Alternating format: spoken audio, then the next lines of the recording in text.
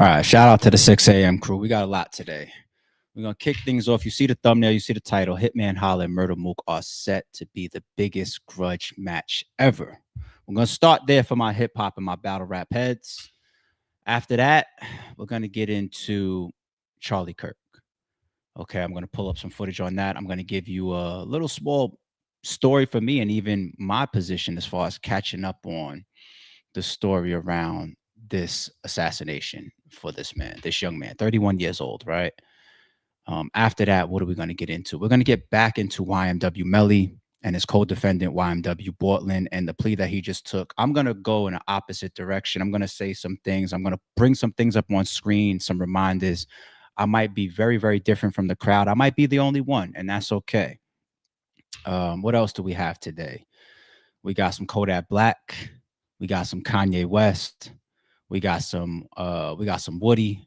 We got some Rick Ross. We got some Tyler Perry. We got some Martin. We got a lot, as you guys hear, right?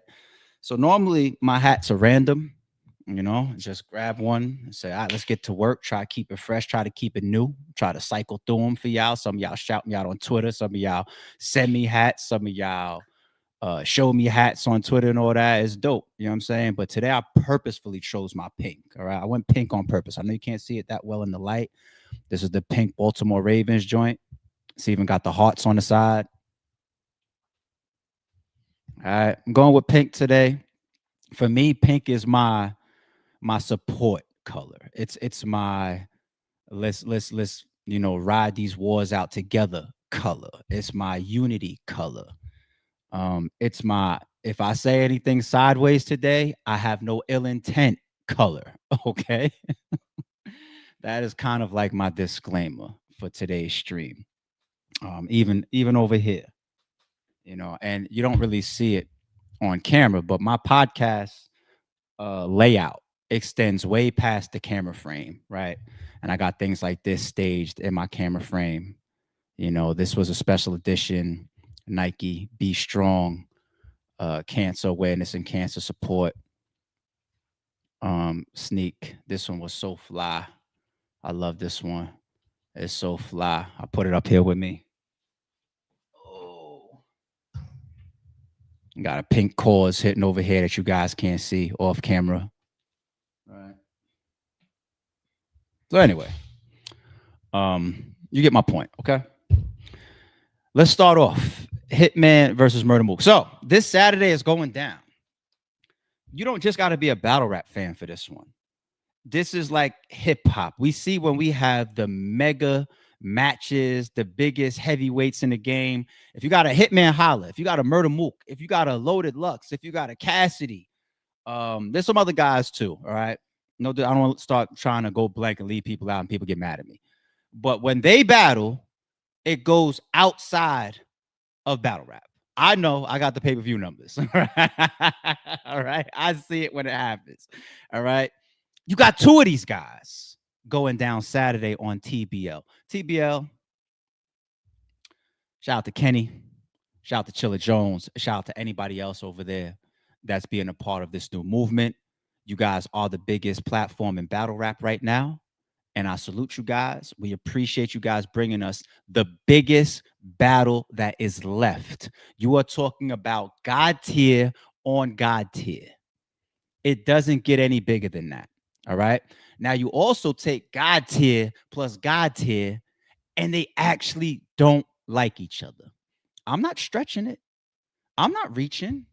I don't even got some of the footage up here. There's footage of how they you could see it. There's one joint. It's at an event. Murda Mook's doing an interview, and Hitman walks by with a bunch of his people, and he looks at him, and the way they look at each other is just like, yeah, we here. Like, we ain't even gonna talk or try to confront each other right now. There's been videos exposing each other that dropped before, interviews with them dissing each other way before this battle was booked. They do not like each other as people. Now that it's booked, it's like, all right, now let's battle rap. Let's figure out who is better. So there's legacy, there's grudge, there's disagreements. That from both sides, they might be calling each other liars in certain respects. There's exposure. There's so much tied up in this battle. TBL, y'all fuck around, make $5 million this Saturday. That's my guesstimate. Five to 7 million. All right. No, but all bullshit aside, man. God tier on God tier. This is mega.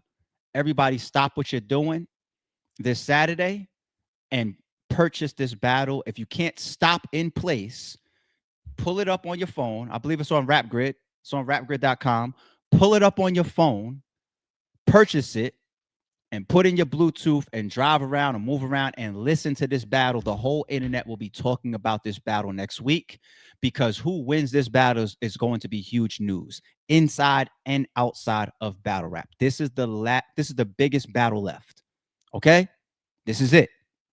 So shout out to these two guys. Shout out to the platform TBL. Shout out to Ruin Your Day that's running this. And shout out to all of us as fans. Now, what am I bringing up on screen for us to walk through? Is war.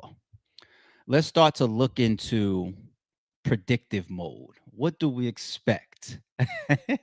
Now, both these guys, I never played neither one of them in an actual chess game, but from interacting with them, from working with them, from being around them, they're both chess players. They're playing chess in their interviews. They're playing chess in the face-off. They got another face-off, I believe, that's coming up at the press conference that'll be happening either tomorrow. It's not going to happen Saturday. Normally, the press conference happens like the day before. So I expect to see another face-off tomorrow. It's all chess. The tweets, especially after the battle was locked in. Here's one for you. I'm thinking about this right now as I speak. Here's a chess move within itself. Murda Mook, who I believe really wants the battle from a competitive standpoint, but also behind the scenes, I know how much he wanted the battle from a business, and just, it's a big check. It's arguably the biggest check he might have left. You know, I'm battling Hitman. Whoever picks it up, you got to pay me. Look how loud, rambunctious, how outside he was before the battle wasn't locked in, because he was pushing it. He was promoting it. He was driving up the energy. Hitman's the one. No, that's the one. We got to lock. We got to get that done. He's on all these platforms. Hitman was the quiet one, and Mook was just everywhere in these interviews, talking. We got to get this done. We got to lock this in. Once it got locked in, chessboard, he got quiet. I got my deposit. Locked. It's happening now. September 13th. Quiet now. Why? You guys think that that's not tactical? It is. And then Hitman has to navigate that. Hitman's got to navigate it from a business standpoint. When I'm outside, it's always the noisiest. Now, my opponent, that's supposed to be he's quiet. Wait, is he doing that because he's pushing a certain perception? Is he doing that because he's trying to see what my move is going to be? Is he doing that to have a certain fan engagement or fan, siding up to him, whatever? Because Hitman mentioned that in an interview with Hip Hop Is Real, right? The chessboard is out on both sides, people. You just got to pay attention. You got to pay attention. So what we're going to start with is an interview from both of these guys, all right? I believe it's the latest interview speaking about each other from both sides, all right? So I'm going to go to Murda Mook first, because I think he's the latest that dropped within the last couple of days. Shout out to 15 Minutes of Fame. This is what just came out. Let's see what he's talking about. And I'm going to tell you what I think about some of this shit. All right. The theme for this piece of the stream is chessboard. All right. Chessboard. Pay attention. All right, man. 15 Minutes of Fame. Finally caught up with this guy. My bad. Pause. My bad, y'all. Hold on. Something. My audio isn't I got to put on noise cancellation. Hold on. I got y'all.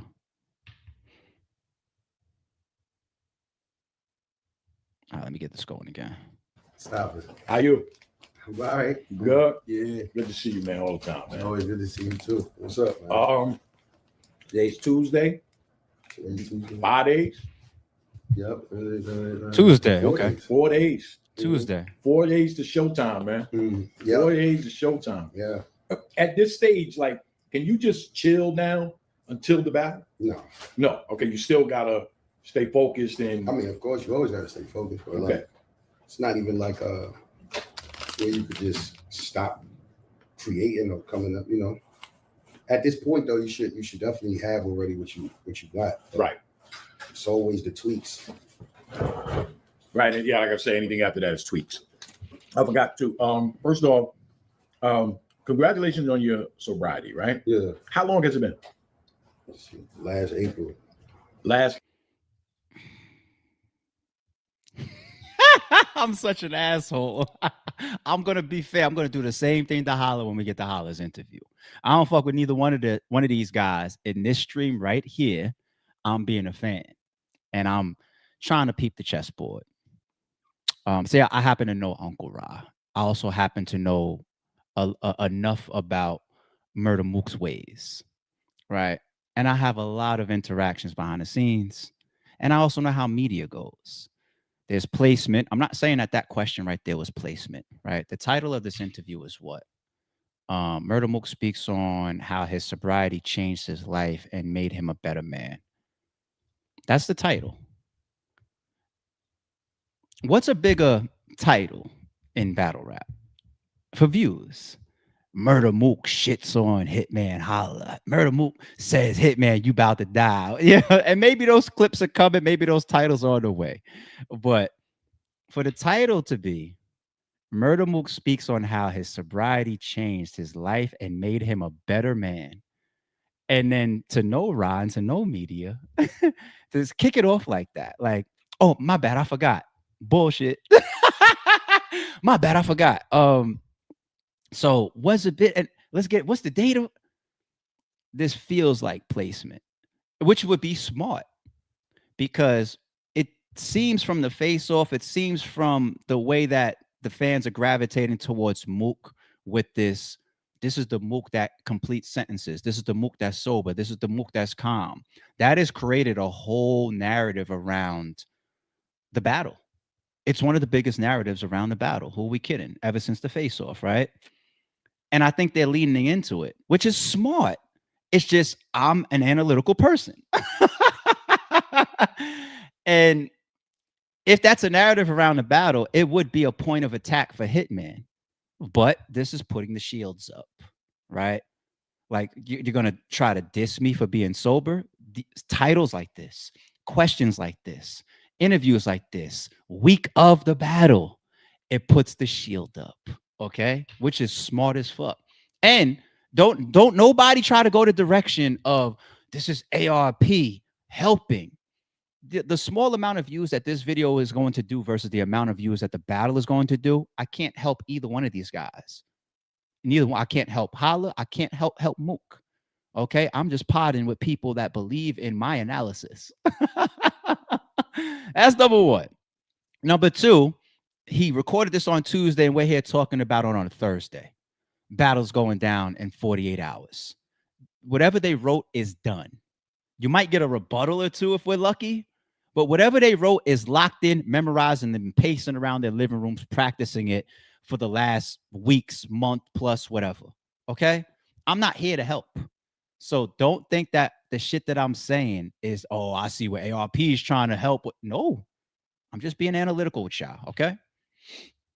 April. Not like April before the April. So April 2024? Yeah. Did you battle? Who'd you battle in 2024? Arsenal in December. Okay, so Arsenal was your first battle. Mm-hmm. That can you say that's the first battle? Because I forgot to even ask you that. Yeah. Like that's your first battle in the mind state that you were in. Yeah. Because battles prior to that, you know, you were, Mm-hmm. drinking and everything and all of that. Yeah. But like that's the one with the Arsenal one as well. But I want to ask you now because I didn't ask you then. How was that? How did it feel? Being in total sobriety. I mean, battling. The disease can trick you though. Like it make you believe that like, all right, now this is popping up, so you got to do something. Right. You got like, come on now, come on back. You know what I'm saying? But it's like, nah.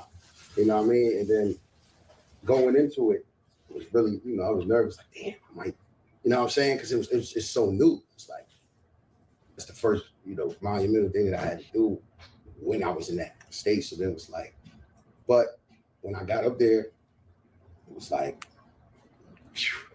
see, we told you. Like, it's in you.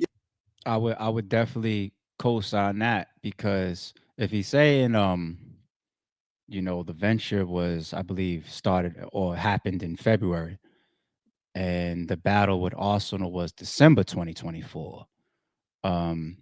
If we didn't hear anything about the sobriety, or if that World Star video didn't come out, etc., if all we are seeing from Murda Mook from the outside looking in is his battles that are coming out, it's the same person.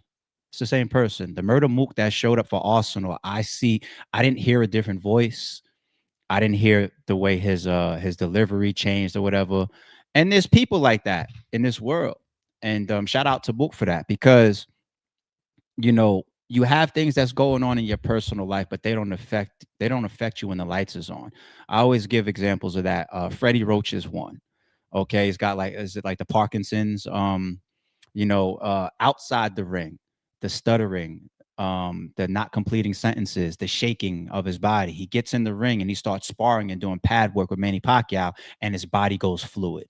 Okay. Fred the Godson is another one. Rest in peace. The doctors that's where his name comes from. The doctors told him, you're not going to be able to do anything that requires this type of breath control or whatever. He had like respiratory issues. Once the recording starts and the microphone drops in front of him, boom, one of the best punchline rappers on beat of all time, if not for me personally. Okay. So same thing with Murda Mook. When Murda Mook talks, throughout all the years that we know him, yeah, he's a little ahead of himself, a little rambunctious. They're saying also they're mixing in the fact that he wasn't sober and he, had a drinking problem. But then he gets to the stage, and this is way before all of these issues, ever since we met him back in the Loaded Lux barbershop days and shit, right? Like the words come out. It's not stuttering in his raps. Or in 2018, fast forward, when he battles Averb and he does a 24 minute round. There's no stuttering and tripping over his words, right? So there's people like that.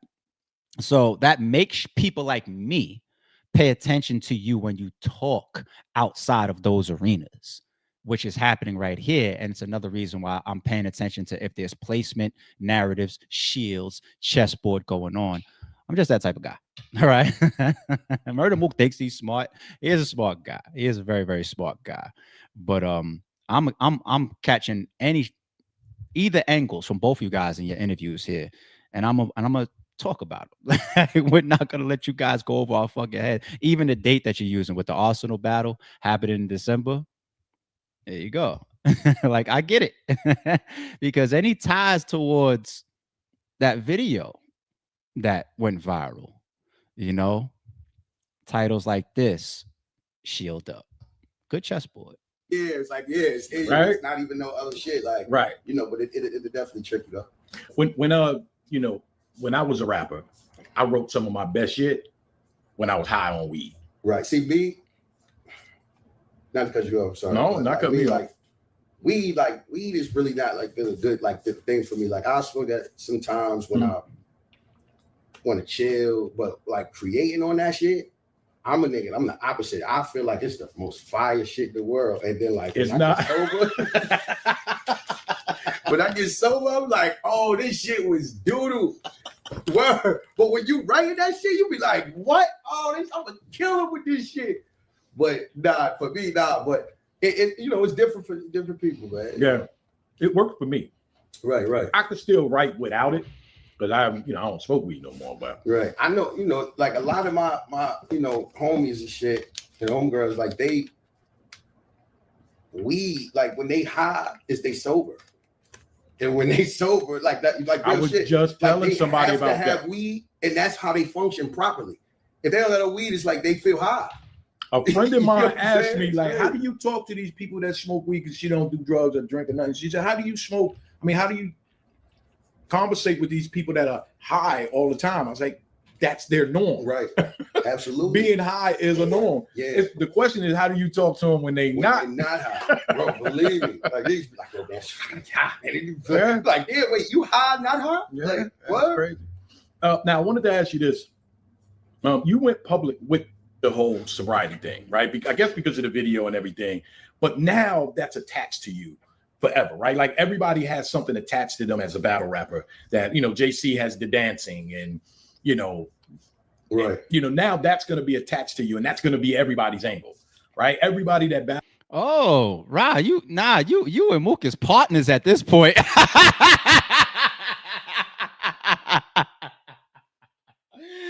you know, JC with the dancing, and now you know that the sobriety and all that. Like that's gonna be the angle for you. Like, so let's deflect it now early. Like, once again, I'm not helping nobody by me just being me on this podcast. Number one, it's too fucking late. They both wrote whatever they wrote. And number two, whatever I say here on this little podcast is never going to equate to even 5% of how many views this damn battle drops when it drops on YouTube. It's going to be 3, 4, 5 million view within, I assume within the first year, right? Especially if they do what they're supposed to do, both A+ game, it's going to have that replayability. What I say ain't going to matter for that battle, okay? But yo, Ryan Mook, y'all shook hands before this camera cut on, huh? Ryan, you've done stuff like that. Tells you now is going to use that as an angle. Yeah. Is that a good thing, a bad thing? How do you feel about that? I mean, it's the truth. It's the truth. Like it is. Like I can't. There's many people that go through these things, you know, that they not ready yet, or they just not willing to admit the effect that it have on them. Right. You know what I mean? So they'll just act like it don't happen. You know what I mean? But you can never like. Thank you for the disrespect 913. somebody for being like. I caught it because Jay be tripping me out, of course, with her coded super chats. But 913 is so obvious. It's Saturday, people. Good one, Jay. Good one. We on it. Nobody is in this chat should be missing this battle. Nobody. Because we got to talk about it all next week. We might have a Young Thug run with Hitman versus Mook. We might have to go 4, 5, 6 days straight with Hitman and Mook. All right. So please, everybody, make sure y'all are in tune with this battle. You know what I mean? Taking responsibility for something that was like really fucking them up. Right. You know, that's why I don't think so. But right. In battle rap, we ain't done. We ain't done. Like, you know what I'm saying? It's battle rap is different, but that's where you got to use your discernment as somebody that's listening to be like, yo, all right, bet. You know, because if you could be a hypocrite and be like, yo, some like this. I don't like this, Mook. This is what we got Jim Jones for the other day when he sat down with Fab, Dave East, and Mano, and they was just like, oh, this is your podcast voice? Like, what are we doing here? Mook, you don't talk like this when you're home, my nigga. Fuck that. You want to know why? I'm going to get Holla to say, listen, I'm pulling up Holla's video next. Anything I see in his, I didn't pick a specific video that I could get Mook here and I could get Holla here. I didn't go specific. I pulled up what is the most recent video or interview from both of them that I found. Okay. All right. I'm keeping my side 100. Okay. Holla, you up next. But Mook, I'm going to tell you why Mook is full of shit right here. Sobriety don't make you start talking like, yeah, so, and then, you know, my discernment or whatever. You want to know why, being real? Because a big reason why the way Mook talks and that levels and the octaves that he's always carried, it's not from, I fucking drink socially. It's not from alcohol. Alcohol creates big problems, which is why, okay, if that World Star video comes up and I have things that's affecting my life for real, then I need to go check in, right? But as far as like interviewing or the way you talk, the way he's talked and acted over the years comes from partially his aggressive nature. That's in his DNA. That doesn't change when the liquor gets removed, right? Like there's certain rappers that you listen to when they talk, like 6ix9ine. I just called him a little aggressive bastard the other day, right? When I was talking about him, right? The way he talks, it's the pressing nature of it. Me, I have a very laid back, more delivery and octave 90% of the time, except when I'm in rant mode, right? So you don't get that from me. It becomes a part of your perception and how people perceive you. He talks calm, let's try him. Or he talks all loud and aggressive, he's tough, or be careful of him. That's how it goes. So the perception of like Mook's arrogance and loud nature and his, it comes from, that's not the drinking part of things. All right. That's not what happens in real life with people that, and I'm not attacking sobriety, right? This isn't no attack at all, period. It's not about sobriety. Anybody that has the opportunity to look in the mirror and say, I need to do something that's going to make me better as a man, it's always going to be thumbs the fuck up. We will support it. We will applaud it. We will promote it. right? But the way he's talking right now, nah, you ain't getting that. You ain't getting that off of me, Mook. You ain't getting that off of me. I do believe that he made changes in his life. I do. But I don't believe it's got him in interviews like this talking, and when the camera is off, he talks the same. Fuck out of here. Try that shit with somebody else.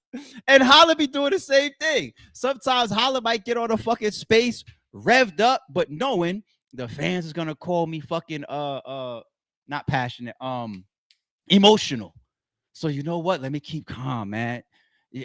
He's doing the same thing, just reverse of what Mook is doing right now. Both of them do the shit at times. Get the fuck out of here.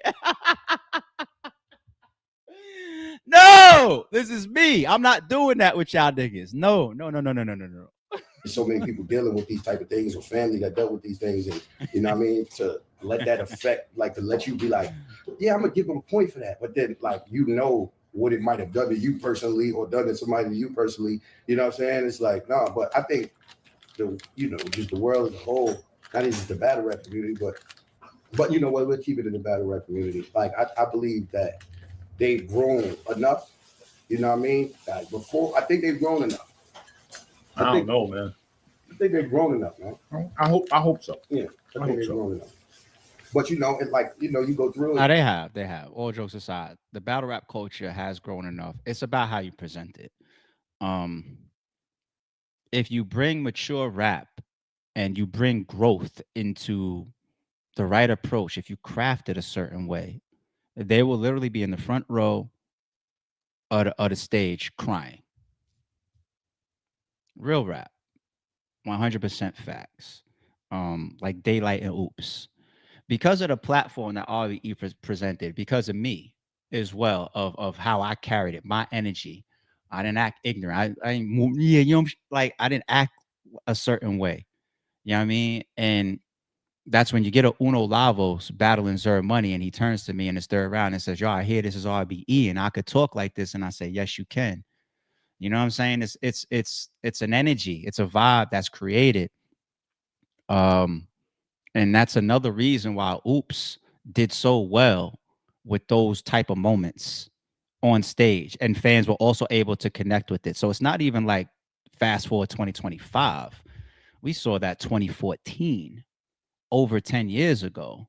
If it's presented in a certain way, like if Mook has a third round about sobriety and how it's helped him become a better man, how it's changed his life, how it's made him a better businessman, a better person. He apologized to a bunch of people. He looked in the mirror. He saw things that was wrong, etc. The fans will absolutely fuck with it, 100%, 100%. If I'm Holla, or if I'm any opponent that's facing Mook right now, being that that's a narrative with that Mook has that's very heavy around him right now. If I'm his opponent, I'm paying attention to that.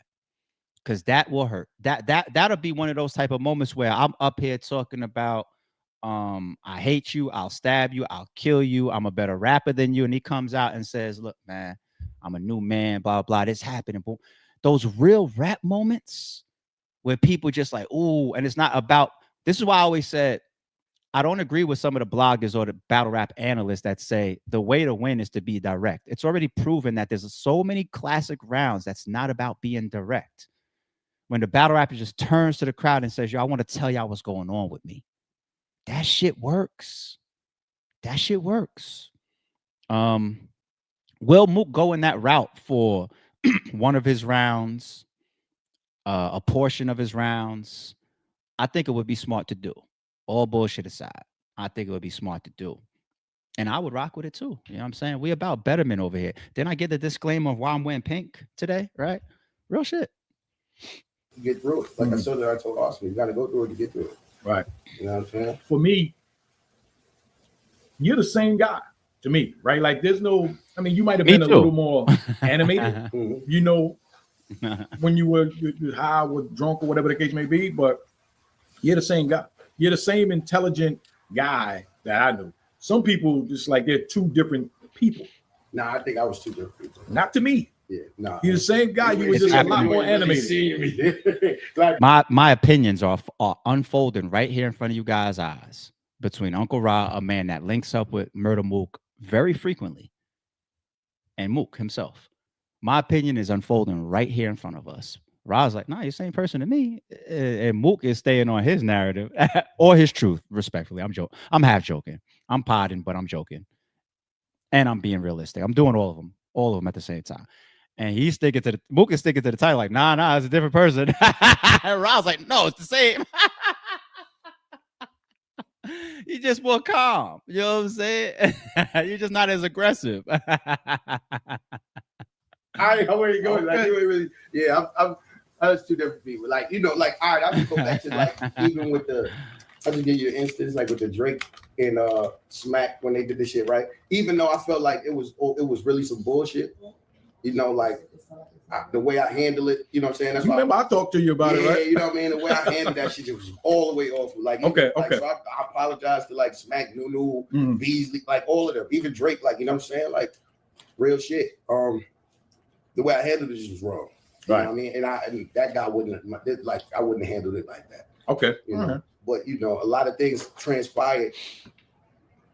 No excuses at all, but a lot of things just transpired in my life, even just before like the video and everything. Like before that, it was just things that made me. You see, he knows. He knows. That's pretty much the biggest angle that's out there on Mook, right? The video, right? And you know, he mentions it himself. He is an intelligent man. We will never take that from Mook. He's a very intelligent guy. Fall into that. It was like, fuck that. Like, you know what I mean? I need to drown myself. Like, that's what it is, you know? But like, I love that. I love that chapter. Okay. Love that. Yeah. You know what I'm saying? Gotta embrace that, bro. Got to. So people use the angles against me and things like, please. Shit like that makes you a better person. Yeah, you got to, bro. Because I did something that's incredibly like difficult. I checked myself into a rehab, like, you know what I'm saying? And then made sure, like, you know, I put myself lowest of the low. You know what I mean? Like, I'm next to people that's where I realized, like, I'm not, you know, God gave me a gift. But like, I'm no different because there's people like the people that I might walk by, you might walk by, look, you know, I'm next to a dope fiend, next to crackhead, shit like that, in the same room with these guys. Right. But they, you know, when they clean themselves up, then you start seeing they talent. You start seeing they like, yo, I do this and do that. And these motherfuckers is like talent. You like, damn, this is, you know what I mean? So this disease will really fuck you up. You know what I mean? It'll really fuck you up. But I had to do that. It was beautiful. Respect, man. I don't take it for a joke. One of my ex-brothers, you know, he had to go through he checked himself into rehab at least twice. One time we rolled all the way to the end and back with him. I did, you know what I'm saying? He went through something. I can't even say it. He went through something that was just like, yo, what the fuck? You know what I mean? And then he's having other issues with police and cars and all types of shit. And he's just like, yo, get your ass in there. And he did, right? Fast forward, things happen again. But now it's a real thing. It's a real thing. Alcoholism is real, it's serious. And you know, this ain't nothing where I could just be from the outside looking in. Like I just told you, a little ex-family that went through it as well. So I identify, you know, and if you could check yourself in to become a better person, then absolutely. It's supported and it's respected. I'll close that out on a positive, serious note there. I just was picking up on the placement, y'all. That's all. Don't fuck up my my analogy. All right, let's pull up Holla's last interview talking about Mook. As I believe, Holla hasn't done too many interviews, right? I think we probably would have seen Holla outside. Actually, I know we would have seen Holla outside more if they was both on that type time together. But they playing chess. When one goes quiet, that's how it happens in a lot of matches. If one person's quiet, the other person's just like, I ain't gonna be doing, you know what I mean? And there's one time when Mook turned up on Twitter and Holla was more quiet, you know. So it's been a back and forth, but we could have seen Hitman doing a million interviews, and hell, I didn't even interview him.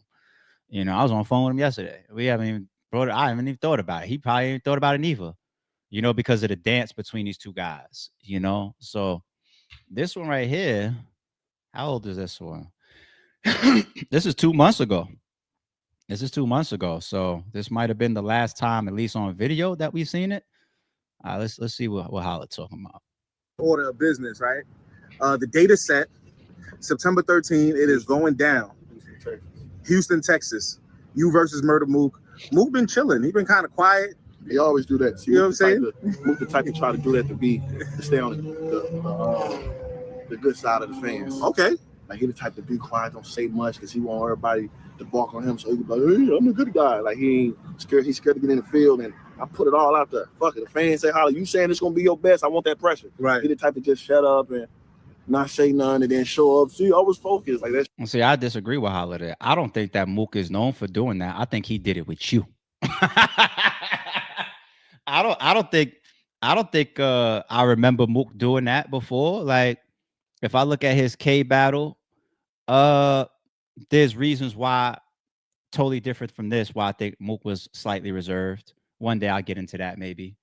The Verb battle, he was aggressive as shit from the face-offs and the press conference, and right, Verb shit. Mook he was outside crazy. He also had a pay-per-view deal though, so I wonder. I don't know. But anyway, it's this match right here, and then the timing of the sobriety and the narratives of that, and then it would make sense for him to be more reserved because that's even what came out of the face-off. Now let's take Mook's word for it. He's two different people, right? Then that should reflect in the promo run, right? Even though I question that, even though I think it's more chessboard than anything, I think it's more tactical than anything. All right. Now, is Holla landing on a correct point here when he says Mook is doing that and it's going to favor him with fans? I think it already has. I think if you got a rambunctious, aggressive, more loud, and how about this reality check, people? Let's take whether it's two different Mooks or the sobriety thing off the table, right? Let's get back on track and stop trying to be all psychoanalytical. Let's just talk about battle rap. The fans, the bloggers, the media, the league owners, they beg for promotion. They beg for you to be out there going at each other, amping it up. Show us how you feel. What's the storyline? The leagues and the fans are actually against what Mook is doing, but they have accepted it because of the narrative of sobriety. Okay. So if he's from a business, a battle rapper, a promotion, of what fans' expectations are, what leagues' expectations are, if that was what Mook would be catering to, then he wouldn't be. He would be, fuck you, wait until I see you on the 13th, you's dead. And then they all shake hands. It's all supposed to be WWF for entertainment, for promotion, right? Every card, promote. The bloggers, the league owners, the fans, promote. Where's the face-offs? Where's the interviews? How come this person didn't promote? How come this person didn't even post a flyer? Don't be a hypocrite now, bloggers. Don't be a hypocrite now. So I think Holla's correct here, but it's to Mook's credit. He navigated that in a way where it just benefits him. And then it's just going to have to all come out in the 6 rounds Saturday. Shit, like the fans only let a few people get away with that, and I never understand it because they be complaining about promotion, but the people at the highest level don't promote. Right. You know what I'm saying? How you gonna get mad at a newcomer for not proposing? No, he does, just not with you and not in this moment with the narratives around the battle. When the niggas they looking up, you know what I'm saying? That's just how it is. The nigga come in the league and see LeBron don't do media, and I know that's LeBron, he don't have to, but you still gotta. They ain't doing it. I ain't doing. That's how it's a domino effect. You know what I'm saying? So I never understood why they let him get away with that, because it's just the build up. It's just like, yeah, niggas we ain't gotta say much. It's time to get talk your shit. Right. You know what I'm saying? Like that's just let me know you don't really believe in yourself. You want to play it safe and September 13th. He may not believe in his promo tactics, or maybe his connection with the fans, or how he should navigate the promo run or the narrative around his sobriety. He may or may not. But I'll tell you one thing he believes in is raps. he is one of the most confident, cockiest people when it comes to his artistry. Murda Mook. I tell you that. He believes in his fucking rap Saturday. Holla. You gonna get an A+ Murda Mook showing up, which is what I assume a competitor of Holla's caliber wants. You don't want a C class. I ain't trying to get on no Mercedes shit. You don't want a C class Mook showing up, right? You want his A+ game, win or lose. Be the best nigga seen. Fuck out of here. Are you guys planning enough? Is there a face-off we're gonna see soon? You know what I'm saying? I know it's still early. I know, you know what I mean, but I feel like you and Mook right now sitting across from each other, talking your history and all of that right now. Man, he gonna sit in front of me and say, listen. The thing is this, like, look, you was saying you was the Murda Mook of St. Louis. He said he had the braids. When he said that you was the, and then when the Paul Bearer had brought Paul with the bearer, he said St. Louis, but then and then Bird was the reason he was, Oh, wait. So there's 3 there. I told you I'm getting at Holla the same way I'm getting at Mook. Was he gonna say that first angle? Well, he did. You called yourself the St. Louis Murda Mook. He brought that up. I can't wait until they fucking are on the same page about that. Is there footage? Is there not footage? Did he say it? Did he not say it? Whatever. So it did come up in the face-off, okay?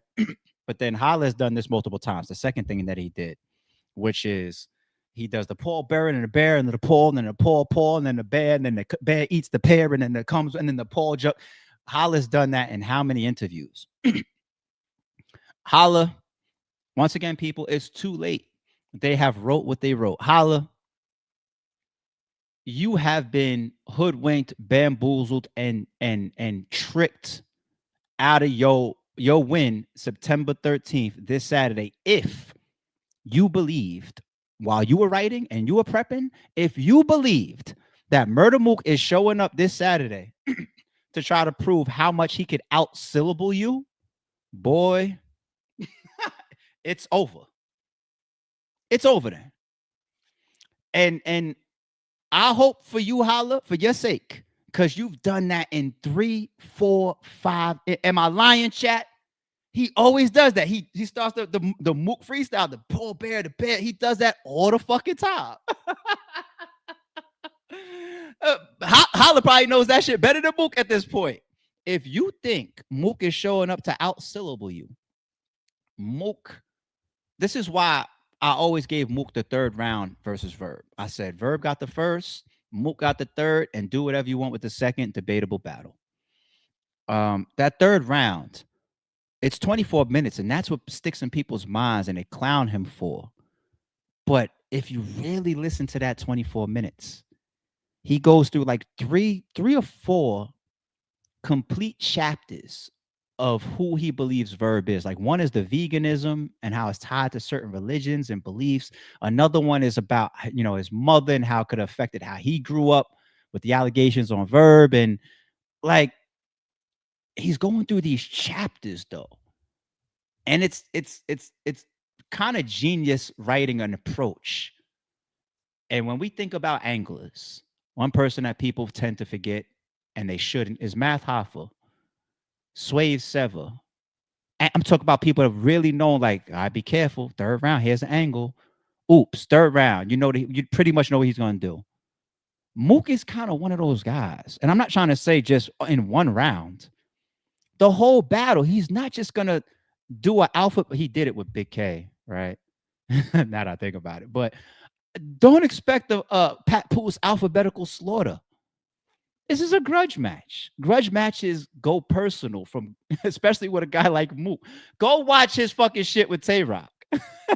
One of his best shits ever. His best efforts ever. He's not doing the Paul Bear and the bear and the Paul ate the bear and the bear with the pear. Like, all right. You better not have wrote like that, B. Yeah, like, shut up, bro. Oh, my bad. I missed the 3rd one. I told you I had 3 for you. Yes. Don't be surprised if that comes on the way. Now, ARP and Holla is close, man. Can I really overanalyze ARP's takes and his podcast on this and see if there's anything that he's dropping subliminal or not? Maybe, maybe not, right? But I don't think that y'all think that this is a subliminal that I'm doing right here. because it doesn't involve Holla's pen, it involves Mook's pen. There are ways that Mook could use Verb because it's one of the most public displays for Holla's brand in battle rap in 2025. Right? It should have been this promo run, Mook and Holla. Right? But earlier this year, when they were going back and forth, even when I had my back and forth with Verb, there's just so much talk between those two guys. So many blogs, so many tweets, so many interviews talking about this amongst the fans and the bloggers. Murda Mook being who Murda Mook is, there's a million ways he can take all of that and weaponize it. Whether it's true or not. And that's another thing about battle rap people. Like, it's not always, this is how Mook and Holla could get hurt bad in this battle. I had this debate once upon a time with Math over the Big K third round that he stood in front of. And Math's debate with me was, it's not 100% true, so how could he win with it? And I said, look around. Who did the fans give the victory to, buddy? The fans are here for the gossip, the bloodshed, and at bare grassroots, entertainment. If the entertainment hits you and it sticks on your jacket, that's what it is. That's what it is. We could all figure out amongst each other for the cult following of battle rap in smaller viewed interviews that do 5, 10, 15, 20,000 views. What the truth is, does Goods really have a black or white father? We could do that down in the blogs. But the battle's over 1 million views, Calico and Goods. So whatever people felt from what Calico was saying, that's the true authority. 1 million views versus the cult following people. Yeah, down here, the cult following, we will discuss it and break it down. What's real? We will. But if Mook gets in there and paints some crafty scenario around him and Verb that, let's say, you was really jealous of Verb the whole time. Now, a lot of us in the core of battle rap know that's not true. Right? But it's a battle. The way you craft it, will it work, and will the fans gravitate towards it? And I argue with people or battle rappers all the time that think that their route to victory is with 100% honesty. I love honesty overall, but that is not the outcome of the battle rap arena, and we've watched it 1 million times. Just be a student of it instead of falling victim to it. All right? So that's another one. Holla, I don't know where you stand with this take right here, buddy, but we're gonna see Saturday. Oh, I'm gonna smoke you. That's all you need to know. I'm gonna smoke you. Look at me when I tell you this, nigga. I'm gonna smoke you, nigga. Yeah. I believe him. I I believe that he believes that. I looked in his eyes just now. It's the same conversation. And I've been having a lot of interviews too, just asking people's predictions. Yeah, I'm getting the same conversation, even with what he's saying. It's bars versus performance. Performance versus rap. There we go. This is the piece I wanted to get to. I wanted to get to this.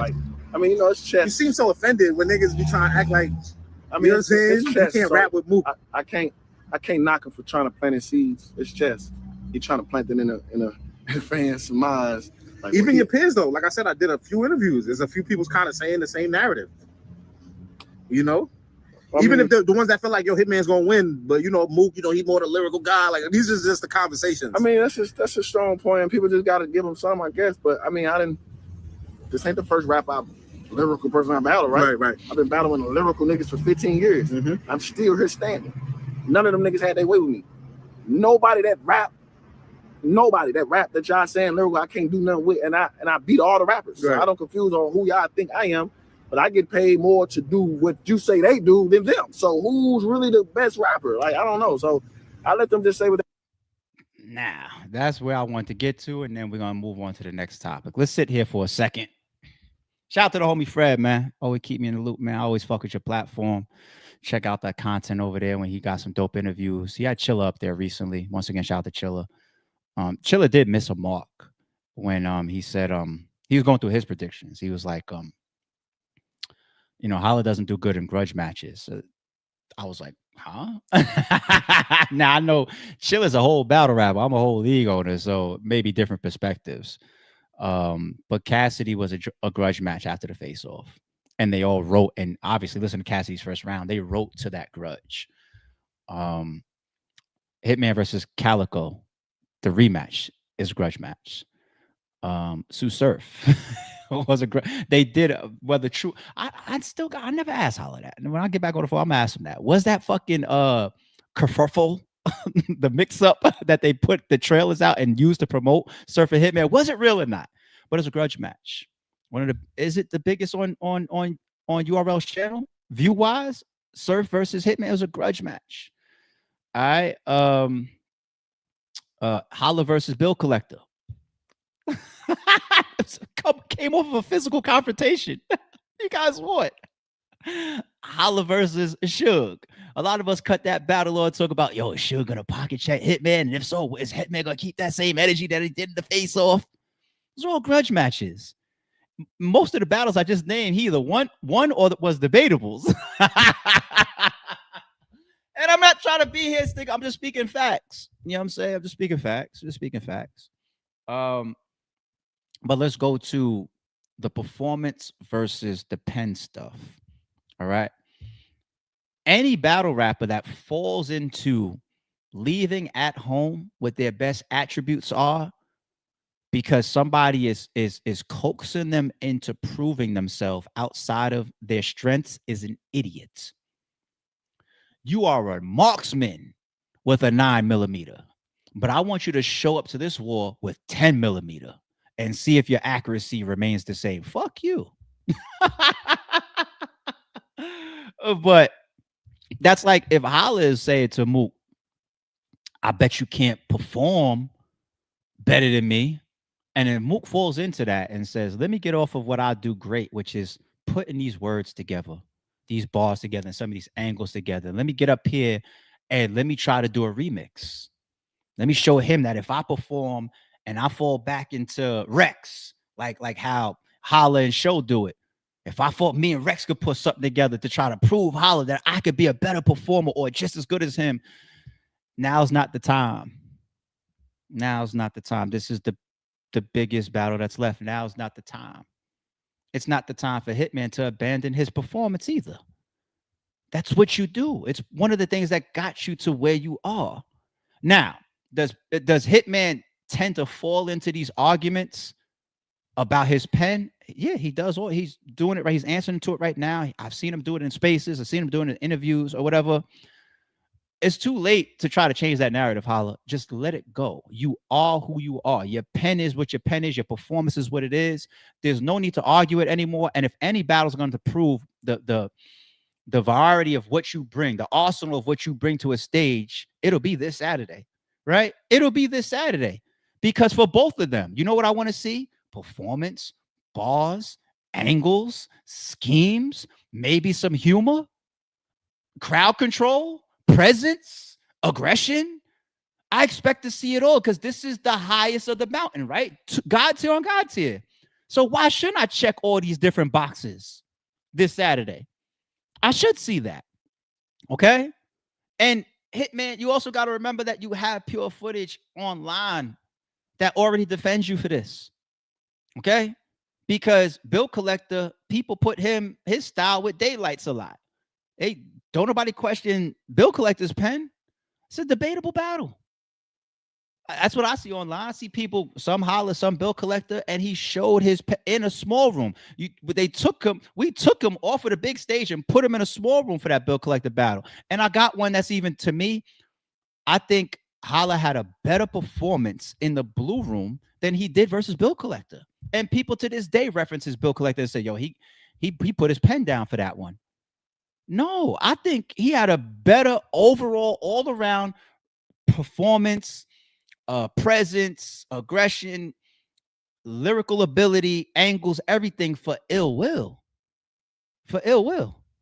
It was voted by Champion Battle of the Year. Once again, small room where he's supposed to be weaker. So don't worry about the argument. And if Holla wrote in a way to try to step out of what he's been doing all these years, he would be shooting himself in the foot. He'd be shooting himself dead in his own fucking foot, B. It's just like, how'd you get here? You're going to get to you don't get to the Super Bowl and start relying on your defense when your defense really was always weak and it was always how much points you put on the board. Who does that? You're a sports guy. You just identified what I just said. It's too late. You guys wrote what you wrote. I'm just saying. I'm just saying. Keep it 1,000 with y'all. So Overall, if you asked some of my predictions around this battle, will the type of competitor and the type of person that Holla is, where he just loves to prove people wrong, will he ensure that he shows some of his lyrical ability or reminds people of it? Of course. Will Mook at times getting into a performance bag where he's trying to show like I'm here dancing around the stage as well? More than likely, I believe that as well. Absolutely. Is this battle going to come down to who's going to rap the most syllables or the most bars? If that's what happens Saturday, you know what that would mean? That would mean that the narrative that Mook said at the face-off, which is, I don't care about the accolades, the wilding out, the businesses, the success, the money, the jewelry, the cars, the houses, the G-Wagons behind Holla right here. I don't care about none of that. This is battle rap, and I rap better than you. Then that means that Mook would just be really showing the levels of his pen Saturday. And Holla would be saying, I see y'all saying that. Now's the perfect opportunity for me to stop being who I've always been and purely focused on that so that y'all shut up once and for all about that shit. Then I think they would both be making a mistake. But it's possible that there's elements there on both sides. Okay? It's a grudge match, people. And when I say, this is how I'm going to close out. When I say that it is a grudge match, this 9 times out of 10 is how grudge matches go. Right here. So is it that Hitman caught you at the right time, or is it something that, you know, like, nah, if I ever get this battle right here, like this is the one that...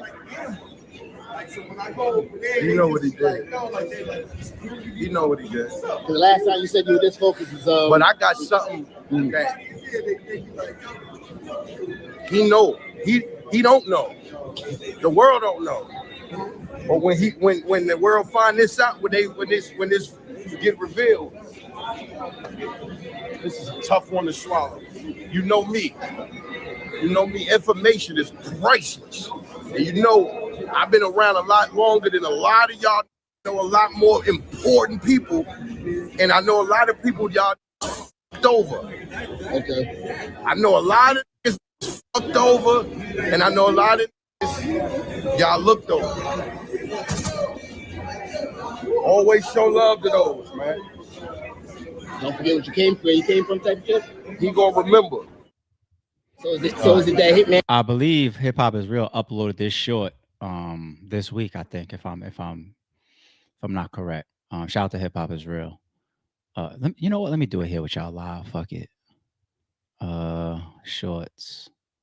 Didn't I see them upload that recently? I thought they did. Here it is right here. All right. So is it that Hitman caught you at the... Yeah, so I definitely did. Don't show me the date uploaded if I do that. Description. Oh, here we go. Okay. September 5th. 6 days ago. So Hip Hop is Real put this up. And I'm taking heavy note on this because this is what I believe happens in many, many grudge matches. It's that I never heard that before element, right? And I've stood in front of it so many times. The energy of a grudge match, people, there's no topping it in battle rap. It's the pinnacle. It's the pinnacle. What some of the ones that RBE has done. Some of them are our biggest battles. You know, Bill Collector, Hitman, once again. It comes off of a physical confrontation, people. And we put on a call called Closure. And shout out to those two guys for, you know, rapping business around it and being able to, you know, put it in battle rap to get over it or past it, at least in the public's eyes forever. We did Math and Serious, right? I did Math and Hollow. I did countless grudge matches, like real grudge matches on the RBE stage, man. And there's no energy like them. None. Your skin will crawl. Who was in the building for Showa versus Math? Your skin will crawl. You will sit there like me waiting to jump in the middle of a fight. Like every bar, you'll be on edge. Like, oh, is somebody gonna pop? Like, you know what I'm saying? It's the nature of a grudge match. And what happens is when those angles come out, it makes the whole room a pin drop because it be something you haven't heard before. That's what Mook is talking about here. It'd be something you haven't heard about this person before. Those always go the furthest. Okay? So if Mook spends his whole third round reformatting something that we already heard, if he does it in a genius way, it's gonna hit. But we're still gonna be, some of us are gonna be like, okay, it leaves the door open a lot because we heard it already. If Holla spends his whole third round talking about that World Star video, if he does it in a creative way, it's gonna hit. But shit, even interviews like I started this segment with are already showing the fans like we've been there and we addressed it. And now the title on 15 Minutes of Fame is Murda Mook addresses his sobriety, right? The shields are going up already for that type of stuff. How do you crack through the armor? You find a new vulnerability. What's the new vulnerability? What Murda Mook just said, something new. Something new. So if you haven't been ready to purchase this fucking battle yet, I hope you are now. I hope you are now. I don't know. Hip hop is real. Somebody in the chat put up hip hop is real. 15 Minutes Fame has a dot mob bias, right? Well, okay. If you want to believe that, Hip Hop is Real uploaded this clip right here on September 5th. Okay. So buy your pay-per-view.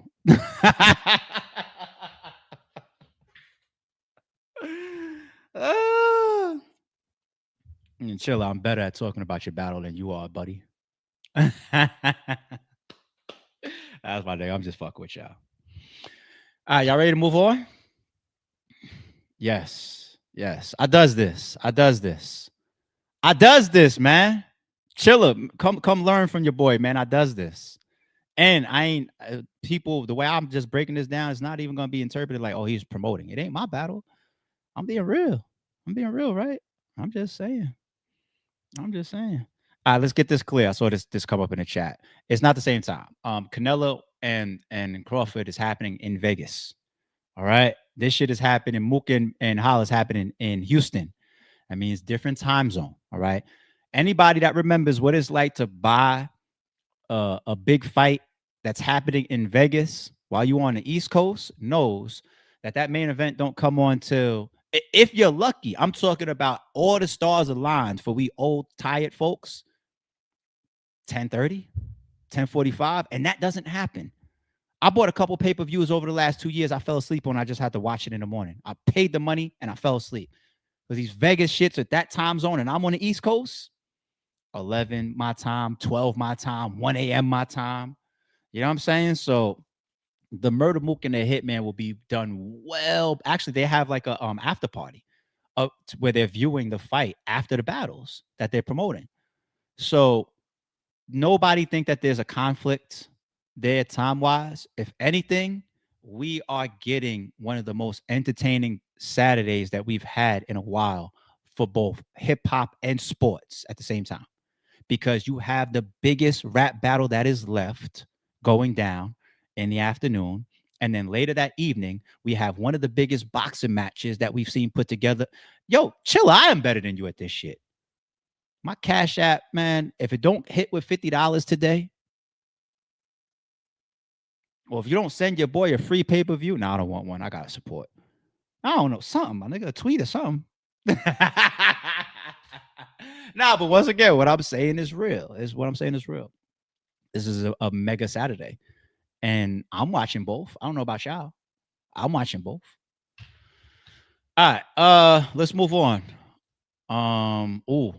Okay. I forgot the lineup that we had today, y'all. We're gonna get into Charlie Kirk now. Okay. I got an intro for y'all for this one. I had no clue, and I still am catching up with Charlie Kirk. I swear on everything I love, including my own life. I did not know this man, never seen him, never heard of him, never watched any of his footage, anything until yesterday. So I'm on my Twitter and I start scrolling and I see the video. Like people like Piper Boy put it up and shit, put like Charlie Kirk got popped or whatever. I'm just like, and there's people on my timeline and I'm watching it. I'm just like, oh, very scary footage. I can tell it was something political, right? From the titles and the reaction and the look of it and everything. I could tell it was something political. My first thought was, he's gone. That man is deceased. right? Because I saw initial tweets like he's critical condition. You can see the impact of how his body jolted and the amount of blood that poured out. There's no surviving that.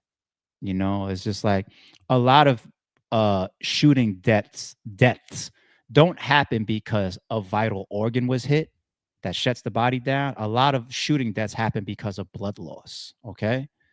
Um, that's a fact. All right. That's why even people purchase ammunition to amplify that. You know, people think hollow points are just to protect going through multiple barriers and not hitting what you're actually trying to destroy.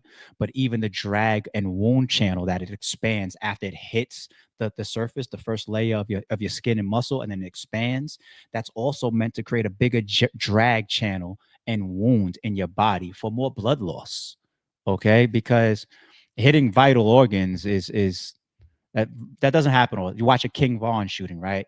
He shot a bunch of times and he's still fighting, right? Those bullets eventually killed him, but if he got hit directly in his brain or his heart, there wouldn't have been a fight with Quando Rondo after. But anyway, I could tell from that initial video that it's only a moments or minutes or an hour or two before those critical condition tweets and updates get turned into this man has passed away and rest in peace. Okay.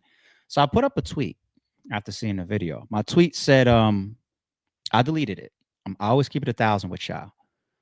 I'm trying to remember word for word what the tweet said. I'm pretty sure, 99% sure that my tweet said, I just saw that Charlie Kirk video, or that Charlie Kirk video is sad. In a perfect world, we don't kill each other over our differences, because I knew it was something, I knew it was political. We don't kill each other. And I stand on that. I stand on that. Because that's the human side of me. How many times, if y'all know me very well from the stream, I say life is precious, right? I don't be wishing death. You know, I'm not that type of guy, you know. But like the first 4 responses to my tweet, people were showing zero sympathy to the guy. And I was just like, that made me pull up who is, I could probably show y'all in my history. I pulled up who is Charlie Kirk? Never knew him before. I pulled up who is Charlie Kirk. You all, let me see my history. Here's my history. Oh, my bad. Hold on, let me take this down for a second. I don't lie to y'all, man. That's real shit. Police shooting shit. Charlie Kirk. Hold on. Where is it? I'll see some Adi Boom stuff there, right? We'll get to it. Yesterday. Okay. You see this Charlie Kirk's most savage campus moments. You see that red bar all the way off? I watched that. Charlie Kirk shreds the myth of systemic racism. You see the bar all the way over? I watched that whole 10-minute video. This one was 50 minutes. I watched that whole 50-minute video. You see it search right here, 7 minutes and 40 seconds. Who was Charlie Kirk? You see that? So I had to go do some knowledge and figure it out. And I was telling on Twitter, like, this is huge news. This is about to be global. Yeah, I need to do some of my own homework. And I still stand on, once again, you know, it's sad to see when people lose their life. But I see why people were not showing him sympathy on my Twitter, on my tweet. I see why. So he's a conservative. And he has some strong positions on things like abortion. He has some very, very strong positions on things like illegal immigrants. He also has some very, very strong positions on things like being anti-DEI, or what else? What else? Some other strong positions. Affirmative action is another one he has a strong position against. And when I watch some of the people that's literally on TikTok and Twitter cheering, they're happy about it. A lot of people, you know, say that he had some of that. You know what I mean when I say that? I'm trying to be as politically correct and as respectful as possible, people. But I'm learning right now. I'm literally learning within from last night to now. I'm literally learning.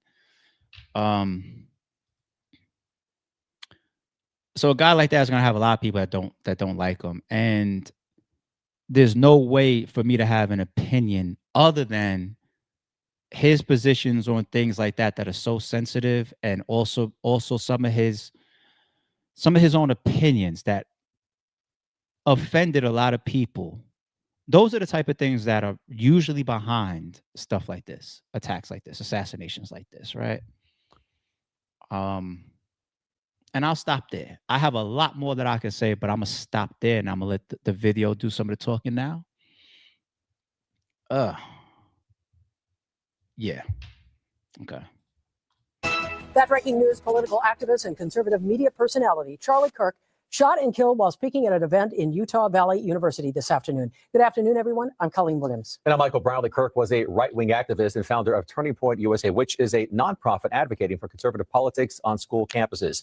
It was on tour for the organization at the time. The shooter fired from a building more than 500 feet away. Now, this event was being hosted at Utah Valley University. That's about 40 miles south of Salt Lake City.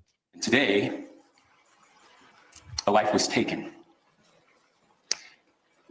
Charlie Kirk was first and foremost a husband and a dad to two young children. The governor of Utah described Kirk's killing as a political assassination. President Trump announced the death of Charlie Kirk on social media this afternoon, and within 1 hour, the White House lowered its flags to half-staff. President Trump also issued a proclamation ordering flags to be lowered at all federal buildings, both here and abroad, until sunset on Sunday. NBC4's Conan Nolan has been following the shooting since the news broke. And Conan, we know there's a person of interest in custody. That's right. But I have to say that news conference was a little confusing. Yeah, it was. I've never seen a news conference where everybody doesn't seem to be on the same page. But yes, either a suspect's in custody or a person of interest is being talked to in any case. Keep in mind that Charlie Kirk was arguably the most important and popular voice amongst young conservatives in the nation. He had a major following on social media, and his events on college campuses frequently were packed. In fact, Charlie Kirk said he enjoyed most was engaging in debate with liberal college students and Democrats, which is exactly what he was doing when he was gunned down. The event was similar to those he has held on college campuses around the nation, including recently at USC and UC Riverside. Charlie Kirk, the 31-year-old conservative activist, author, and popular podcaster, had been answering a question from a student, part of a crowd of thousands at Utah Valley University just north of Provo, when there was weapons fire. He was actually just talking about mass shootings, too, which is crazy. And as soon as he got done answering the question, we heard a loud pop. Shots have been fired. There's gunshots. Run, run, run. Students began fleeing the outdoor amphitheater. Kirk had been shot in the neck. We saw him fall backward, blood shooting out of his neck, hit the floor, and we just had it bolted out of there. There was blood all over his shoulder and on his left shoulder, and that is pretty devastating. The shooter apparently escaped and is still at large, according to police. Kirk was rushed to the hospital, where he was listed in critical condition initially, President Donald Trump posting later that he was dead. I'm still shaking, and I'm still crying. I love Charlie Kirk. He's awesome. Charlie Kirk was the CEO and co-founder of the conservative youth organization Turning Point USA. His calling card to visit college campuses and engage with students in what often became contentious debates on politics and social issues. Frequently, student petitions are filed to keep him off campus, as was the case at Utah Valley. The university administration approved today's event, saying Kirk had a First Amendment right to engage students. Among his fans, the 13-year-old son of Governor Gavin Newsom, who this year had Kirk on his own podcast. There's no opposition. There's no activist spark. The governor on X today: the attack on Charlie Kirk is disgusting, vile, and reprehensible. In the United States of America, we must reject political violence in every form. Kirk had become wildly popular among young men in particular. His Get Out the Vote effort in key battleground states, such as Michigan, cited for helping his ally Donald Trump win the 2024 election. The president on his social media post this afternoon saying that no one understood or had the heart of the youth in the United States better than Charlie. He was loved and admired, and now he is no longer with us. Once again, officials held a news conference a little while ago where they... As far as the alleged shooter, so did y'all see that video that's been going around, the guy on the roof? So we saw that one as well. The old man wasn't the shooter. He's on the roof. There's a video of him running across. It's really far away. This is looking like a professional operation. This is really weird, too. Here's the old man that they thought it was. Listen to what he's saying.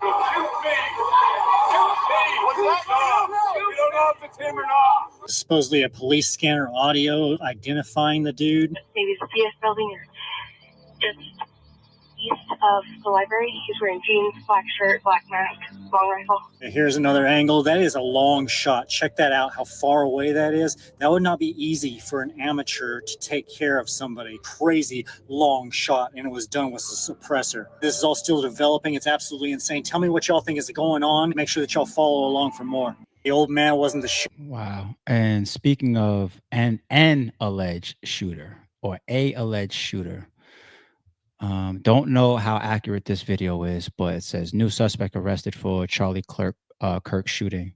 I think they just found the guy right outside of Carry On. Rifle on this dude's dash, and they just handcuffed him.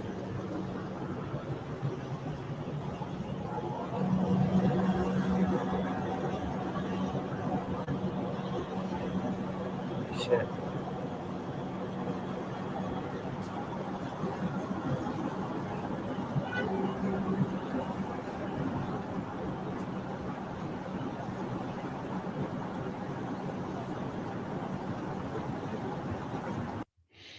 You never know.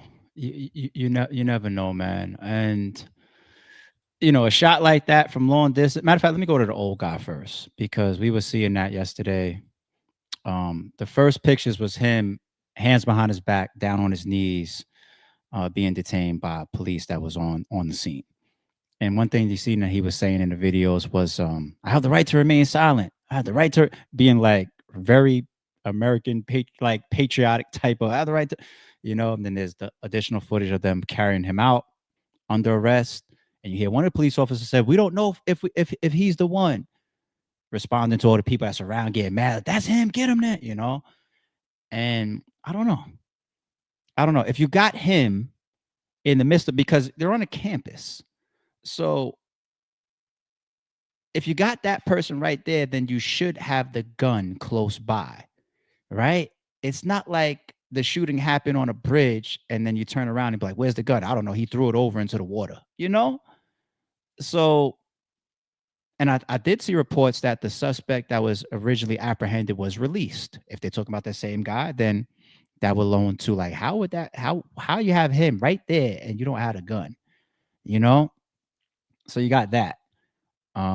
But why was he walking away screaming, "Shoot me, shoot me"? Could just be some old belligerent guy. Maybe he thought he was being arrested for having a different opinion. So he was like, "Fuck y'all." Maybe he wasn't even responding like that because of Charlie Kirk and shit. You never know. But this gotta be politically motivated. And this is what happens. Like you hunt down the suspects, they're gonna get their man. That's how it is. They're gonna get their man eventually if they don't have him already. And then they just start to figure out motive. All right. Speaking of motive will always be something huge that could sometimes even make or break trials. It's so funny how we talk about Young Thug is in there giving motive by talking about Lil Wayne and Baby, whether he knew it or not. But off that, for the comment that was in here, shout out to our member Jonathan, says, "Look at ARP covering the news." So obviously, we're gonna do hip hop celebrity news, battle rap, music, movies. You guys know that about me already. I try to avoid politics, and I'm not big on religion either. Right? The politics thing is because I just feel like I don't want to divide my growing viewership. Okay. And I know it can get edgy. I can't be out here offending some of my political connects. Right? So, same way they teach you in corporate America. Hey, you have the water cooler with Teddy. Don't talk about religion. Don't talk about sexuality now. That's these days too. And don't talk about politics. Who you voting for? Don't ask that question in corporate America. Just leave it. Keep it private. So that's why I don't really do that too much. But why would I then cover this, ARP? Is because this is clear-cut, immediate national news. And it might be considered global news, okay? Because the outside country, America is a powerhouse, okay? And when we have political leaders, you don't have to be the president to be a political leader. But if you have an assassination of a political leader, everybody pays attention. The other countries pay attention too. Allegedly, should I say allegedly? I don't know. But if you say like this is somebody who may have helped Trump get into office, by garnering a further young vote. Or if you look at the way that the guy talks, the solid positions that he takes on certain real big topics for our country, immigration and affirmative action and abortion. These are all things that come up in presidential runs, huge topics, sometimes make or breaks. Some people could look at him and say, he's being groomed. This guy might run for president one day. No bullshit. He might be getting groomed right in front of your eyes. So, very likely global news, immediate national news, and stuff like that every once in a while. Yes, we will get off of our norms and be like, look, man, this school shooting, let's talk about it. Let's keep awareness on stuff like this. And just because I don't report on it doesn't mean that I'm not paying attention to it in my own personal life. So that's also me sharing what I believe in personally, because when stuff like this happens, we should be aware, because it can create climate shifts as well. You walk outside, people feel away, people act away, people react away, people do certain things, people move. It's a lot that happens behind stuff like this. You got to be aware. Don't walk in society blind to national news. So whether we cover it here or not on the podcast, oh no, I'm gonna do the homework like I was doing last night. All right, let's leave that one alone. Let's get back into some hood shit. Something that's way less important, to be honest. So reports are coming out now. There's a lot of bloggers, podcasters retracting from how most of us were reporting on YNW Bortlen's plea deal that he took yesterday. He immediately was getting the snitch label, and a lot of people are retracting, including even people like 1090 Jake. 1090 Jake got a video apologizing. Cuff Boys, the channel that we take a look at as well, they have a video apologizing. People's coming out and saying, our bad, your lawyer came out and broke things down, and if we owe you an apology, then we got to issue it to you. Let's go through some of these lawyers' updates. I'm going to tell you why I do apologize, but I don't apologize. What, ARP? Okay, bear with me. What's this one? YNW Bortlen's lawyer shuts down snitch allegations following a recent plea deal. Bortlen is not going to implicate anybody else. Okay. This is 1090 Jake apologizing. Now I'm a man and I can admit when I'm wrong, and apparently damn near 90% of us were wrong. This is YNW Bortlen's other lawyer, and I tapped in with him to find out about Bortlen's snitching allegations. Hey, 1090 Jake. Thanks for giving me the chance to clear up a lot of the confusion and just chaos that's happening online right now. It's clear that a lot of people just don't understand what has happened. In all, he was facing 5 mandatory life sentences if found guilty, plus an additional 75 years on top of that. The facts of his plea are that he has pled no contest. That's very important because that means he has not admitted guilt. He's not admitted that he's done anything wrong. And he's certainly not admitted or given information about anybody else. He's been found guilty, but in exchange, the state has dismissed the 2 murder counts, the conspiracy to tamper with a witness count, and the charge about directing the activities of a criminal gang. He's going to be sentenced to 10 years in Florida State Prison, followed by 6 years of probation. Now I'm a man and I can admit when I'm wrong, and apparently with credit for time that he has served. And he's required as a part of that to sit down and give what's called a proffer.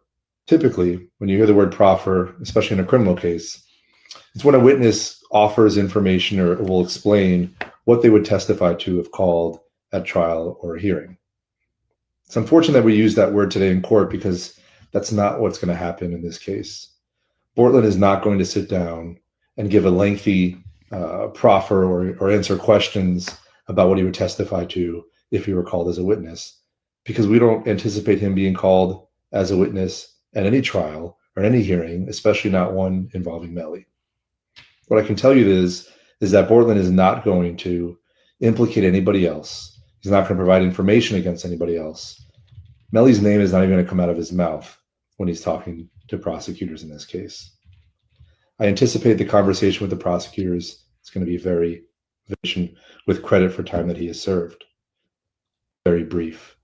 And it is not going to be what everyone thinks it's going to be online, where he sits down and rats or provides information to cooperate against other people. A lot of people are saying that Bortlen's plea and his proffer are going to hurt Melly in some way and affect his trial in the future. And again, that's absolutely untrue. YNW Bortlen is not going to be a state witness. YNW Bortlen is not going to provide information that's going to impact Melly's trial in any way. YNW Bortlen is not expected to come and provide information against anybody. So to be clear, his plea, his proffer, and anything surrounding it will have absolutely no impact on Melly's trial. Very brief. And it is not. Taking some notes in the background.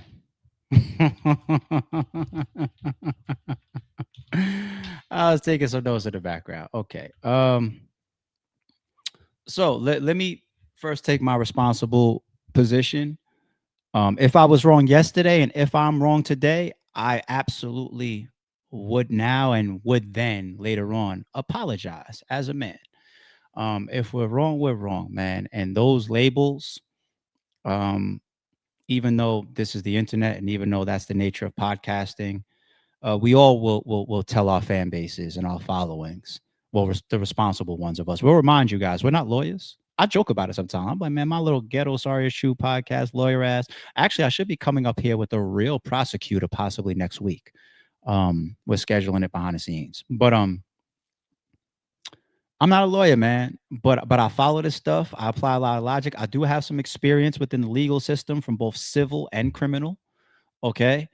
So I think I can use my mind and some of my experiences and what's in front of us, and we can do a good job together breaking some of this stuff down. And that's the best we can do. And we try to be I try to be as responsible as possible. Okay. Said that. I'm going to let all you podcasters run over there with your apologies. I'm going to stay over here and say, give me a second. Give me a second. Why, ARP? Why you want to be the rare breed left guy, only black sheep motherfucker? Everybody over here is apology. 1090 Jake, he's the authority. He does the biggest snitch. You're a snitch or you're not a snitch videos. Got to follow his lead, right? I don't know. I follow nobody's lead. That's part of being rare breed, being follow my own fucking lead. And if my spider sense tweaks, the bitch tweaks. I don't give a fuck who you are. That includes you lawyers. I don't trust lawyers. Before I bring up some reasons why, let's focus in on some of the things he said here. This is the notes I was taking in the background as he was talking just now. In the video, he said, it's a shame we said the word proffer in court. Okay? Because he knows what comes with, I assume, most commonly, a proffer. But he said it's a shame it was said in court. So he has a problem with the words that was used either from the state or from the judge. Towards the end, he says his proffer will not have any impact. How do I not interpret that as a contradiction of what the lawyer just said here in this video? That's one. The second one, he says words. When I hear anticipate, people, I'm sorry if you like me, you got to call out certain words, single words in certain situations. We do not anticipate. I don't want to anticipate shit if I'm YMW Melly. It's either yes or no, this is happening. He says we do not. The word anticipate bothers me when you're addressing something this sensitive. Okay? He says he will be brief. This is the third problem that I have. When he does have his conversation that he's required to have, it will be brief. Right there, to me, that's somebody trying to diminish. Yeah, I'm on your heels too. They call me a junior lawyer on the low, homie. What do you mean it will be brief? It don't matter if it's a Murda Mook round for 24 minutes or if it's 30 seconds. Tim did it. Tim shot that gun. I didn't shoot the gun. I just said that in 5 seconds. I don't care how brief it is. So when you're trying to tell me, people, it's going to be brief, I'm not the idiot on the internet that says it's automatic ratting Young Thug because it was 2 hours. I don't care if Young Thug's audio was 5 hours. I still have to pay attention to what he actually said. The length of the meeting or the confession or the interrogation or the statements doesn't change whether you said something you're not supposed to or not. So don't try to pull that over my fucking eyes. Tell me about it will be very brief. That's diminishing. That's diminishing.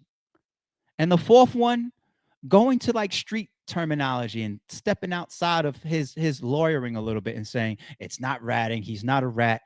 You're helping your client and you're supposed to. Okay, so that's what I take directly from some of the possible gotchas from his own words here. All right. Now, when I move along and I talk about lawyers and me listening to lawyers, just because a lawyer comes out and says, it ain't that, I'm supposed to just say, okay, la-di-da, it ain't that. What world y'all live in? What world y'all live in? Lawyers lie for their clients every day, B. Every day. Respectfully. I'm not going after Boom here. It's just this is the only footage and example that I remember. And I said, oh, I could just use that to make my point. And let's bring it up.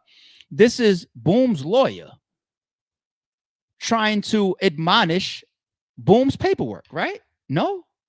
I'm laughing. I'm like, show me that paperwork where I testify. Where I testify.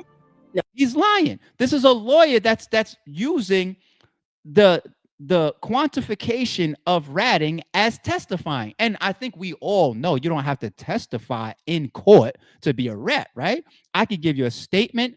I could pass you a fucking note. I could walk past a beat officer, not even a detective. I could walk past a beat officer, drop a piece of paper on the floor that says, walk up 2 blocks, they selling crack. And he picks it up, he reads it, and he just goes, oh, thanks for the information. He goes up there and investigates whether he makes an arrest or not. Ratting. Look what this lawyer just said. While Boom is up there like, yo, man, I got a problem. People's calling me something, man. And he says, show me in the paperwork where it testified. Well, guess what? Nobody has any other opinions about reading Boom's actual paperwork. So forget what we read. Listen to the lawyer here, people. Will y'all do it then? No, you won't. No, you won't. Don't stop right there. Notice Adi Boom gets his lawyer to state that he did not testify. Right. And we can keep going. Right. Shout out to whose channel is this on? Because I don't know how easy it is to find this old footage. That Boom did this himself, but it's on. Shout out to Ray Raw. It's on Ray Raw's channel. All right. Let's go to this one.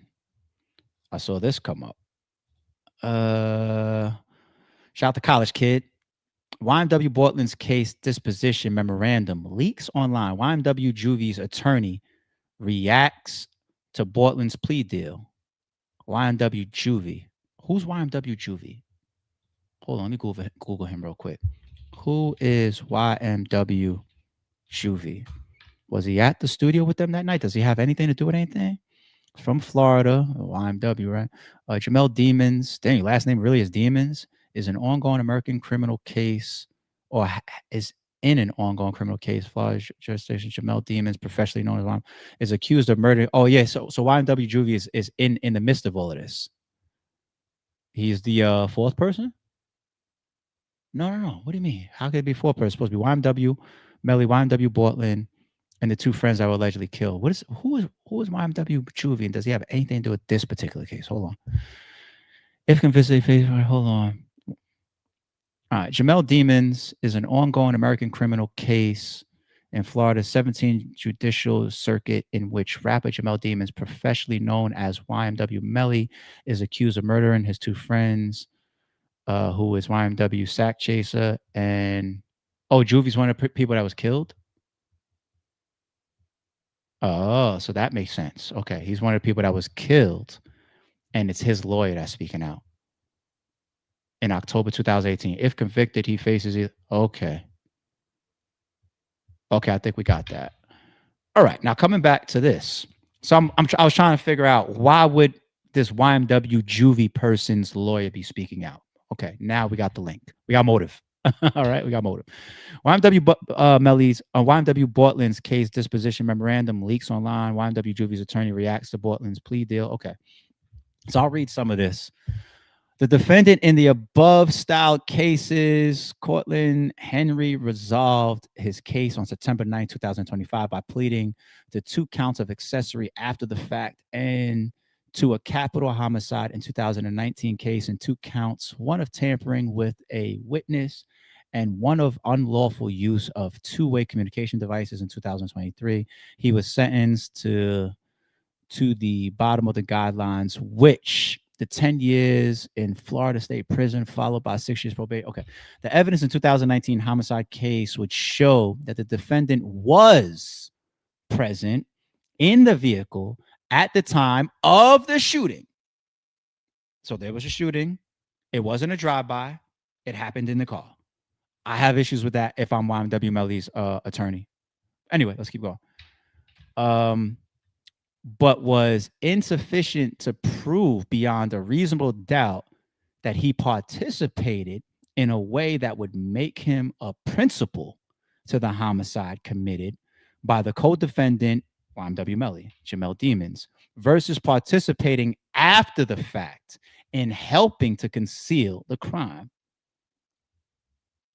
The delineation of what you did after, letting YMW Melly out the car, driving to the hospital, telling people it was a drive-by, versus you being in the car and pulling out, leaving the studio, pulling over on the side of the road or whatever, and being a part of these 2 people getting shot.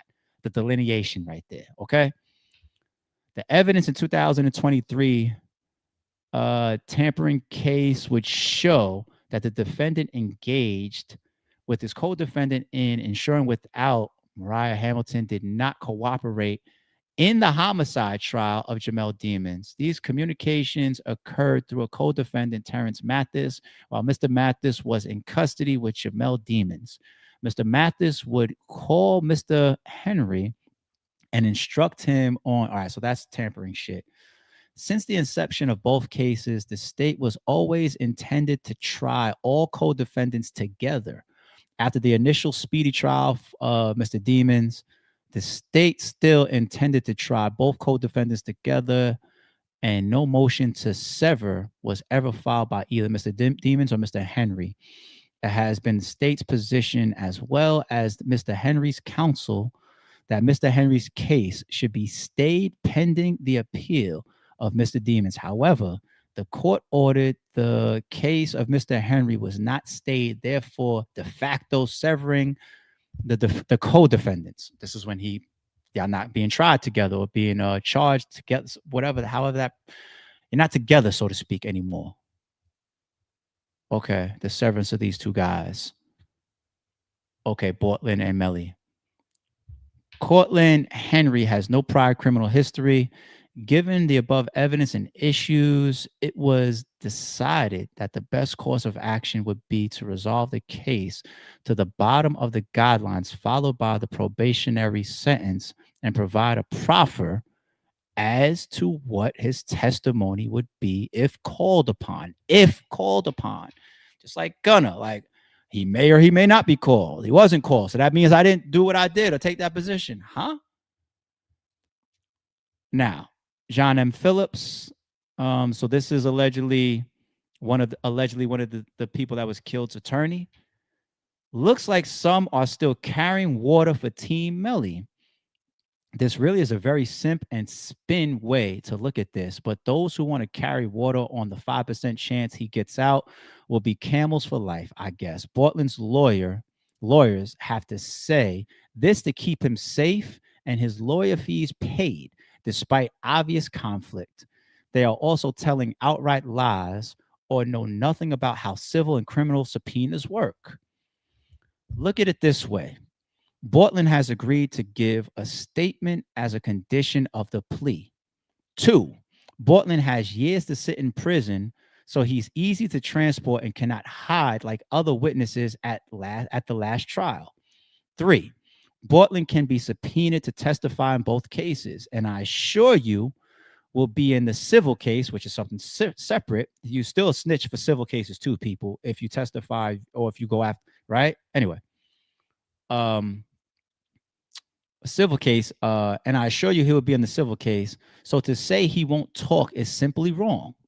4, he can certainly lie and face perjury or obstruction charges and more time. 5, he's now a convicted felon and double jeopardy has attached to he doesn't have a Fifth Amendment to hide him. And 6, he and Adrian Davis are the only ones left who maintain Melly changed cars, and Davis is now hiding from everyone and even abandoned by the civil lawyers. Meanwhile, the forensics evidence is overwhelming, and Glass, Wither, and Mills all have on record evidence saying that it was all a lie. This is all spin to protect perception from reality. The reality is this is bad for Melly's defense. I don't see how it wouldn't be, but the reality is Demons was last in the seat behind Bortlen, and there's no evidence he changed seats other than Davis's testimony. And the reality is Juvie was shot at close range by a person sitting in that seat. So if it came from the rear and it's Melly and Bortlen in the back seats, to a degree, that's kind of like the whole, hey, there's 2 of us in the car, and I'm telling you right now on testimony, it's 100% not my gun. You know? And miraculously, in his plea, the 2 murder charges are dropped then, right? Right? The state messed up the discovery, and the first trial is enough to get a mistrial. The new team isn't bound by a lot of those errors and arrogance. And only now is Cortland Henry fair game in both the civil and criminal cases, as the shroud of Fifth Amendment has been removed at law. While the state may not consider him credible enough to testify, we will depose him and get to the further bottom of Juvie's murder. It's pretty easy to figure out. I got one more for you guys in relation to lawyers come out with these public statements in 1000% honesty for their clients, and we should always interpret that, right? Once again, what world do you guys live in? I brought up the boom footage, right? This one just happened yesterday. I just happened to see this and say, wait a minute, this matches the fucking point that I'm making for YMW Bortlen, of why I can't go run over there with all y'all and say, hey, lawyer spoke out, everybody stop. Look at this. Y'all saw this? Kodak Black drinking cough syrup while driving. Attorney says it was a juice prank. Yeah, what kind of juice, nigga? Look at this shit. Look at this. Look at this. Look at this. Somebody come look at this. Somebody come look at this. Look at this. Somebody look at it. Using a cup lid on that shit for no reason is crazy.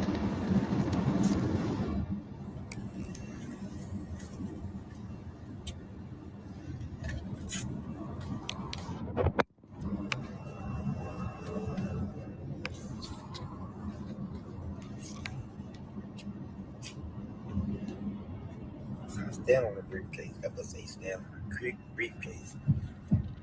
Go to sleep. Oh, all right. We don't need too much of that. Now, people, a video like that is going to cause concerns. It's going to get you in trouble. You got a whole alleged bottle of that pro meth stuff, right? Y'all here driving. Shit, is that worse than drinking and driving as far as like alcohol?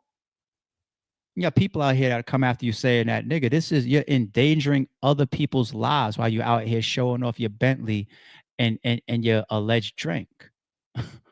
Right? So this becomes controversial to the point where his lawyer has to put a statement out for him. Okay? Now, let me come back to the chat. We haven't done this in a while. We haven't done guilty, not guilty trial in a while. I want this to apply to the lawyer. Guilty in the chat if the lawyer is lying by saying who was already under the belief that this man needs help from drug abuse, allegedly. Kodak Black. We're all watching him deteriorate right in front of us, allegedly. Yeah, people like Wallow has him sitting on a curb, giving him speeches about, yo, get out here and get right. You got these kids looking up to you, right? We all know what's going on, allegedly, with Kodak Black, right? Guilty in the chat if his lawyer is lying, saying that it's a prank. Not guilty in the chat if you believe that this is for Kodak Black, all a prank, and there's just regular juice in that fucking bottle. Or trial if you're not sure. Go ahead, chat. I'll bring you up on screen.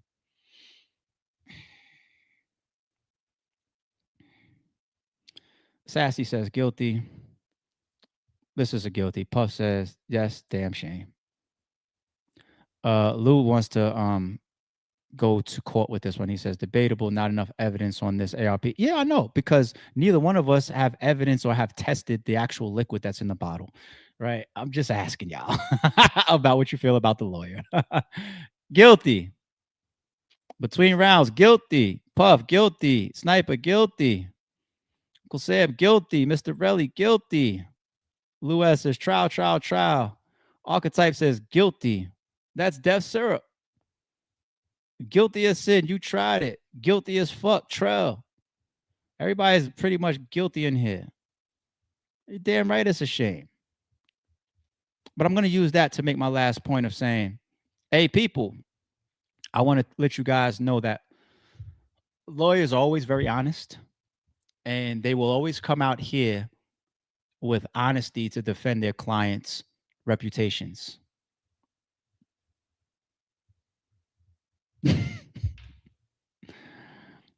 Now, if this continues, people, y'all just come on back to the Little Sorry Shoot podcast later on, and you guys remember that I respect every channel, the Cuff Boys and the 1090 Jakes and everybody that's cleaning it up because that lawyer said what he said. But I'm the only person that picked apart even 4 things that I took out of that lawyer's statement that said, wait a minute, you don't seem right here. I'm the only one, and I don't mind being the only one. Respectfully, if I'm wrong, I swear I will apologize. I just am a person that has cause to pause based on what's in front of me. I'm gonna slow that down. Slow that down. You truth-telling lawyers. Yeah. All right, let's move on. Kanye West. What Kanye do? We ain't bring him up here in a while, right? I don't mind, but what Kanye got going on? Time to get grilled, buddy. Judge orders deposition is the headline. Kanye West is ordered to sit down for a deposition in a lawsuit filed against him by a former employee at the Donda Academy, and the judge set a strict deadline. According to new legal docs obtained by TMZ, a judge in Los Angeles on Tuesday ordered Kanye to appear for a deposition within 30 days, and Yeezy has to show up in person to answer questions. I wonder if he's going to do that whole arrogant ass, being an asshole, wearing a mask, head down, you're not allowed to see my face. I wonder if he's going to do that when it's in person and not virtual. Let's see. The depo is for a lawsuit a man named Trevor Phillips filed against Kanye back in April 2024. In the suit, Phillips claims he worked for Kanye at Donda and says Ye frequently shared anti-Semitic views with staffers and once announced he wanted to shave students' heads and intended to put a jail at the school. Phillips also alleges Ye made a habit of berating and bullying Black employees, including himself at Donda. He's suing for discrimination, harassment, hostile work environment, and a host of other things, and he is seeking damages. You want to know what, people? This isn't just ARP totally despises Kanye West. You know, unfortunately, I can actually see this from him, allegedly. Remember that video shoot that he did where he put the flyers out with like the criteria for the people to show up and what they had to wear and how they had to look and all this type of stuff? To shave your heads, and we've seen him speak on like some of these type of philosophies as if he was going to try to start his own state or his own island or his own country or whatever, right? This is all allegedly. It just seems like him, for real, based on the things he's already said and done and displayed. The anti-Semitic stuff, like he did that and got in trouble for it right in front of everybody, right? Duh. But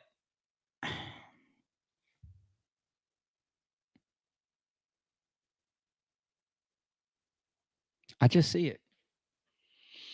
The only way I could keep it real with myself, man, is if I see the lawsuit says 50 million. You know, I'm gonna be consistent there. I'm gonna say, here we go. You know, why 50 million? That seems like a bit much, buddy. That seems a little bit opportunistic. It's me being 1,000. But as far as what actually happened and the premise of the lawsuit, why does this just feel like him? You know what I mean? So I ain't gonna do too much until more details come out. I'll leave that there. All right. What's up, Woody? Let's jump to that real quick. This one definitely caught me off guard. So, cause tomorrow my daughter gotta get surgery, and God knows the Lord he gonna pull her through. He gonna protect her. But if my daughter wake up and she cry, and I hear her cry, dog, your bitch ass gonna be mine, boy. I'm tired of this shit. All these years been protecting y'all, bro, taking the blame. Not dealing with this, you get on the motherfucking platform talking like you talking. You been pretending your whole motherfucking life. Straight up. Nigga, you been out here playing. Y'all better stop playing, boy. Straight up. Cause at the end of the day, bro, this shit ain't worth it. It's a lot of kids looking up. It's a lot of people watching. A lot of people investing their time in it. I was brainwashed by the industry. When I was listening to Lil Boosie rap this music and Lil Wayne rap that music, I was like, oh, I want to be like them. Be sure to. So I'm going to stop it there. There's going to be another short one.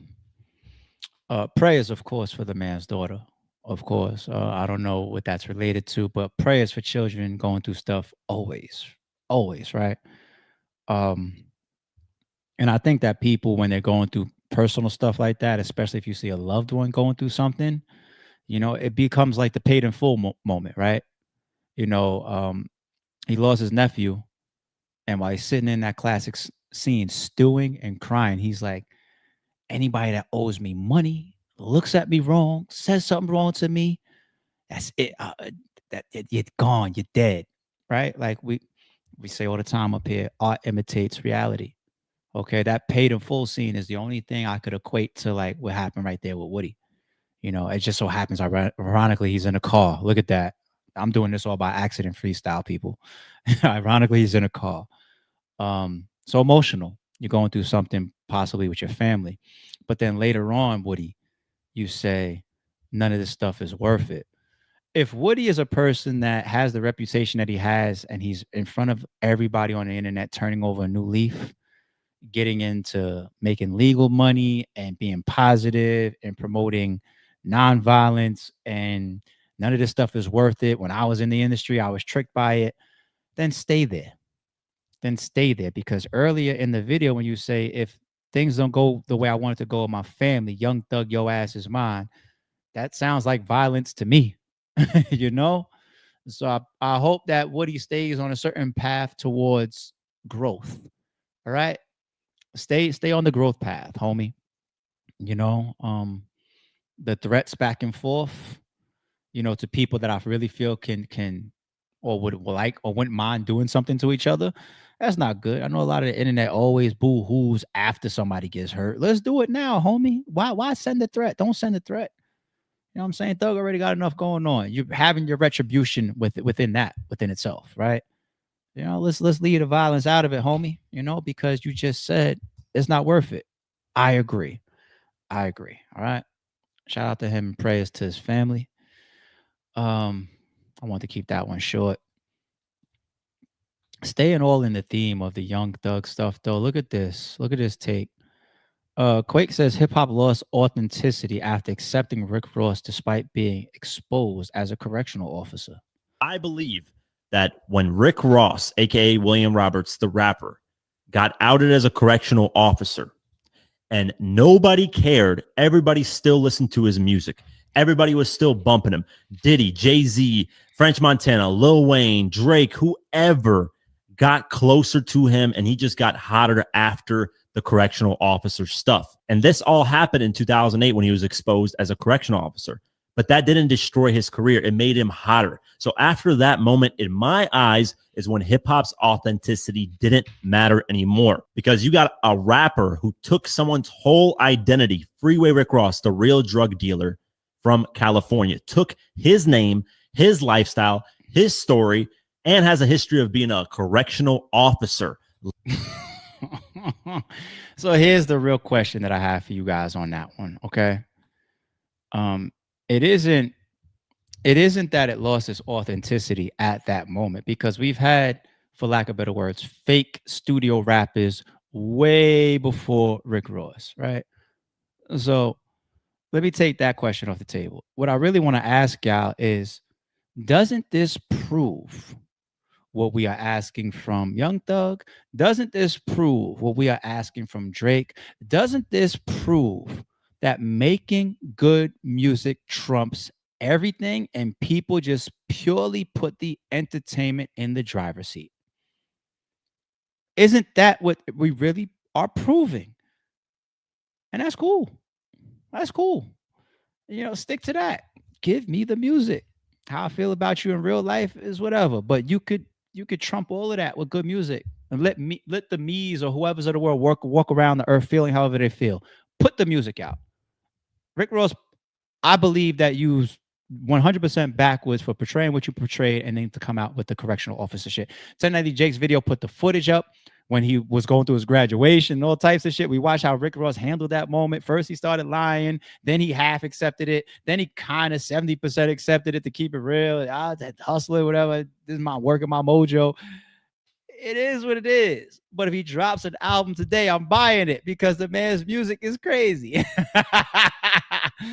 That doesn't cross my entertainment threshold, right? It's not like an R. Kelly situation where you might feel a way walking into a store and actually purchasing an R. Kelly album today. It doesn't cross my moral boundary of just being able to listen to music. Not Rick Ross doesn't, is what I mean. It doesn't.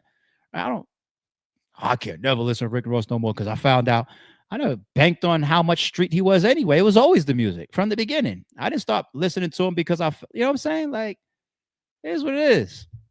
And come on, don't take it so personal. We keep it real with ourselves, but the music is the music. The entertainment is always going to be number one. Okay. How many fuck niggas is doing movies and music and we still cop up? How many battle rappers still get booked? They fuck niggas. How many legal owners do you still support? How many bloggers do you still listen to? Some of them is fuck niggas. Piece of shit people. There's piece of shit people get exposed every day and then still get support. The entertainment is first. All right. It is what it is. It is what it is. Tyler Perry follow-up from yesterday. What's this one? Actor shares why he's seeking speaking of amounts, $260 million in essay and harassment lawsuit against Tyler Perry. Wow, 260. You're asking in your lawsuit for damages totaling $260 million. How did you arrive at that number? Part of that number is my lost job, my lost income, the loss of the show. The other part of that is a deterrent for, how do you stop a billionaire who won't stop themselves from doing this? What would justice look like for you? Justice would look like thinking that I've made a change and that something like this won't happen to another actor that works for him or another actor in the industry. That would be justice for me. You're asking, and no, I'll take it for face value to a degree. The whole first part though about loss of my job and that role, shouldn't that be something lawyers of the world, civil lawyers of the world, shouldn't that be something that is quantifiable though, right? Because it'd be one thing if you feel like somebody did something to you that then blackballed you or ruined your career in the entire industry. But if the focus of this is the job that you lost with Tyler Perry, right? Shouldn't Tyler Perry's side of that then matter legally and civilly, right? Which is, I didn't have some 10-year plan for this guy. I only had planned to hire him for this. Well, okay, for that, let's fine, cool. How much was he getting paid for that? You know, he was only getting paid $250,000. You know, right? So there should be quantifiable numbers to be able to come into that. Well, how much did you make up until this point? Is it a trend that over the rest of this show it was going to equate to 260 million? And then that last piece is a deterrent to make other people not do this again. It sounds good. It sounds like, you know, what you're supposed to say in an interview like this, a deterrent. I don't think that this $260 million is you trying to fight for other people or fight for the future. But if I want to be a nice guy, I would say people typically respond to money and violence. So even if you did win this lawsuit and it was huge, and if it did financially damage Tyler Perry, then yeah, maybe he would react to that. Money and violence is always what makes people change. If you don't hit somebody in their face, or if you don't hit somebody in their pocket, they keep doing the same shit. So I hear you. We're going to keep following some of these small updates, but 260 is the number. All right. Do I want to play this before we get out of here? Yeah, why not? Because I'm such a Martin fan, man. We grew up on the guy's show, no? I thought this was interesting to watch. Peep Duane Martin's face as Martin is receiving this award for BET. Let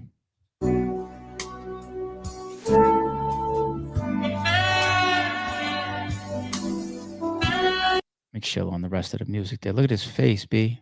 Look at his face. So at this point, he's either, is he just boyfriend, or is he husband to Tisha Campbell? Look at his face. What scares me the most about videos like this is how much we revere the Martins of the world, right? The internet is the internet. The internet don't let you forget anything, whether it's 1 year, 5 years, 10 years, 20 years old. The internet will not let you forget it. And the essay and harassment accusations or storylines and narratives that came up about the splitting of those two during their final season, right? If you're the husband, if you're the boyfriend, if you know the truth, she told you. Now, she probably has been cool with Martin ever since then. We've seen them do reunions together for the show, do awards together, try to get back, do interviews together, all of that, you know. So they've made amends of whatever happened in the past. But she spoke her truth to many people behind the scenes, despite how she takes her public position, and probably moved on. And who would she probably give most of that knowledge to? Her man or her husband? And his ice grill says, I know what you did last summer. That's the only thing that scares me about this, because I don't ever want something like that to come out from Martin, man. Please. Please. Now, we do know that Martin, from his own words, he went after her from House Party days. When he got his opportunity to start his show, he said he needed her. And I think she was the reason why Pam came along as a package deal or something like that. But he was always into her. And you could almost see that chemistry show on camera, how much he really dug her. She's beautiful. We used to love Gina. Gina was one of them back, and Pam was too. We loved both of them. Martin's a man. He got eyes. You over there kissing and playing husband and wife on the show with this chick. I'd be probably trying to take it down too, but I'll be going about it the right way. I'm just saying, man. I hope it stays like that. But that man's face tells a tale. You know, and I ain't gonna be up here trying to create any stories. I'm just saying. All right, we're done. Shout out to KX. So I remember in the building, he gifted at 5:54, which was 6 minutes before the stream started. We was on time, 6 a.m. today. I was here as promised. This was earlier when we was in the Mook and the Holla topic. 9/13, meaning this Saturday, September 13th, is going down. Everybody get your pay-per-view to support and to watch the biggest battle that is left. God tier on God tier grudge match. Doesn't get any bigger than that. Mook versus Holla. And the rest of the card is crazy too. If I do get an opportunity to do another prediction video, I'll include the rest of the card. I'm gonna try to find some time today or tomorrow, something like that. We'll see. Jay says hopefully Mook's rounds aren't 30 minutes long. Holla does some long rounds in grudge matches too. Look at his first round versus Calico. Even Calico was like, shit, we going over the contract here? And Holla was like, fuck that. He said it right there in the footage. He said, fuck that. It's a grudge match. So Holla could get up there and give you a 6, 7, 8 minute round too. I don't think Mook will ever do a 20 plus. I think he said that too. Like I'll never do that again. And I'm cool with that. Because the only time you'll get that from one of the god tiers or from one of the goats or the arguable logo of battle rap is right there on the RBE channel. That's the only time you're gonna get that. Right? So I'm cool either way. McChilson, our member or new member. I thought you was a member already, but if you wasn't, welcome to the green team. But we already know McChilson here. So you belonged over here on this side regardless, homie. So good to see that you became a member today or received the membership, either one. Shout out to our member Craig. Says some say that's how Marvin Hagler lost when he fought Sugar Ray. Leonard Hagler was trying to prove to the world that he's just as better as a boxer. Yes, it happens all the time. People step outside their element. They let the narratives get to them. They let the promotion get to them. They let their opponent get to them, and they get off of their game plan. You know, and they walk into that ring or they step on that stage trying to show the world something when you had this arsenal that already made you one of the best ever, that got you to this point to begin with. Don't go away from it. You know, be who you are. Be the best version of yourself. If Murda Mook is just the best version of himself, he could win. If Hitman Holla is the best version of himself, he could win. Period. I don't want to see no brand new shit all of a sudden. Like I know what I'm paying for. A+ Hitman and A+ Mook. That's what I'm paying my money to see. Mr. Hall with the soup. I appreciate you, homie. Thank you, G. And comes back also at 7:20. It says, and they've never seen someone younger than me get assassinated. Yo, I mean, but he has a big following, is what I'm seeing now, right? He has a very, very big following. And look at what I said earlier. By looking at his relationships, by looking at what they're saying, how he was helped Trump in Trump's last campaign, his strong conservative positions, it's very possible that he's a president in the making, that he's being groomed. And if not a president, to remain a political figure that just continues to move up, right? In today's world, social media and the digital space compounds that. So his word, his promotion, he has a podcast, they say all of that adds areas that just bolster you even that much more. But from a political standpoint, I think it's very clear he's active and his future could have been that. I mean, if we're out here talking about Will Smith or Stephen A. Smith might be the president or is going to run for president, or Kanye West is going to try to run for president one day, then why wouldn't Charlie Kirk? You know what I'm saying? He's a real politician type of guy. Get Kanye West and Will Smith and Stephen A. Smith out of here. But their storylines still, aren't they? All right. God the Brand, our members in the building, says that was BS. People were going to sit in the crowd, watch a man raise a weapon, aim and shoot. There's nowhere to go. That was a dumb apprehension. Yeah, I don't know what happened. If I took a guess, somebody said, pointed at him, something got said, so they grabbed him up. I guess they did their job. You know, God forbid he has some involvement and we let him go.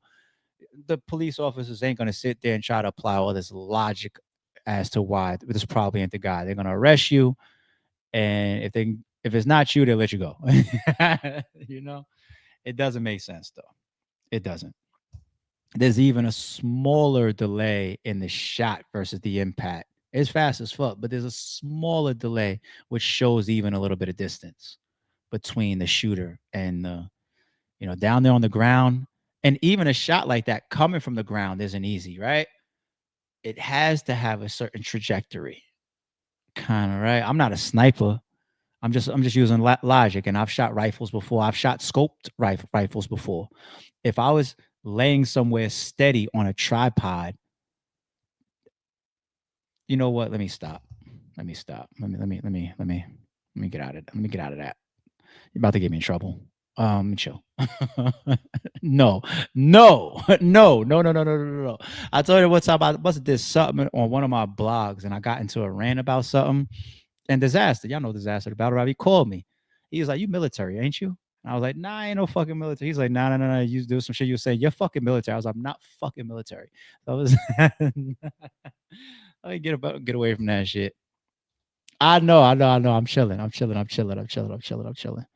And then you have a fucking name up here as that. I don't even want to say it right now. I'm getting out of here for real. Shout out to the chat. Don't confuse silence with work ethic. I'm a boss making decisions, my first fetish. The verse cherished is perfect, that's a reverse blemish. I dropped it, connected the block, learn Tetris. This is the Sorry True Podcast. Welcome to the house of. And shout out to the members.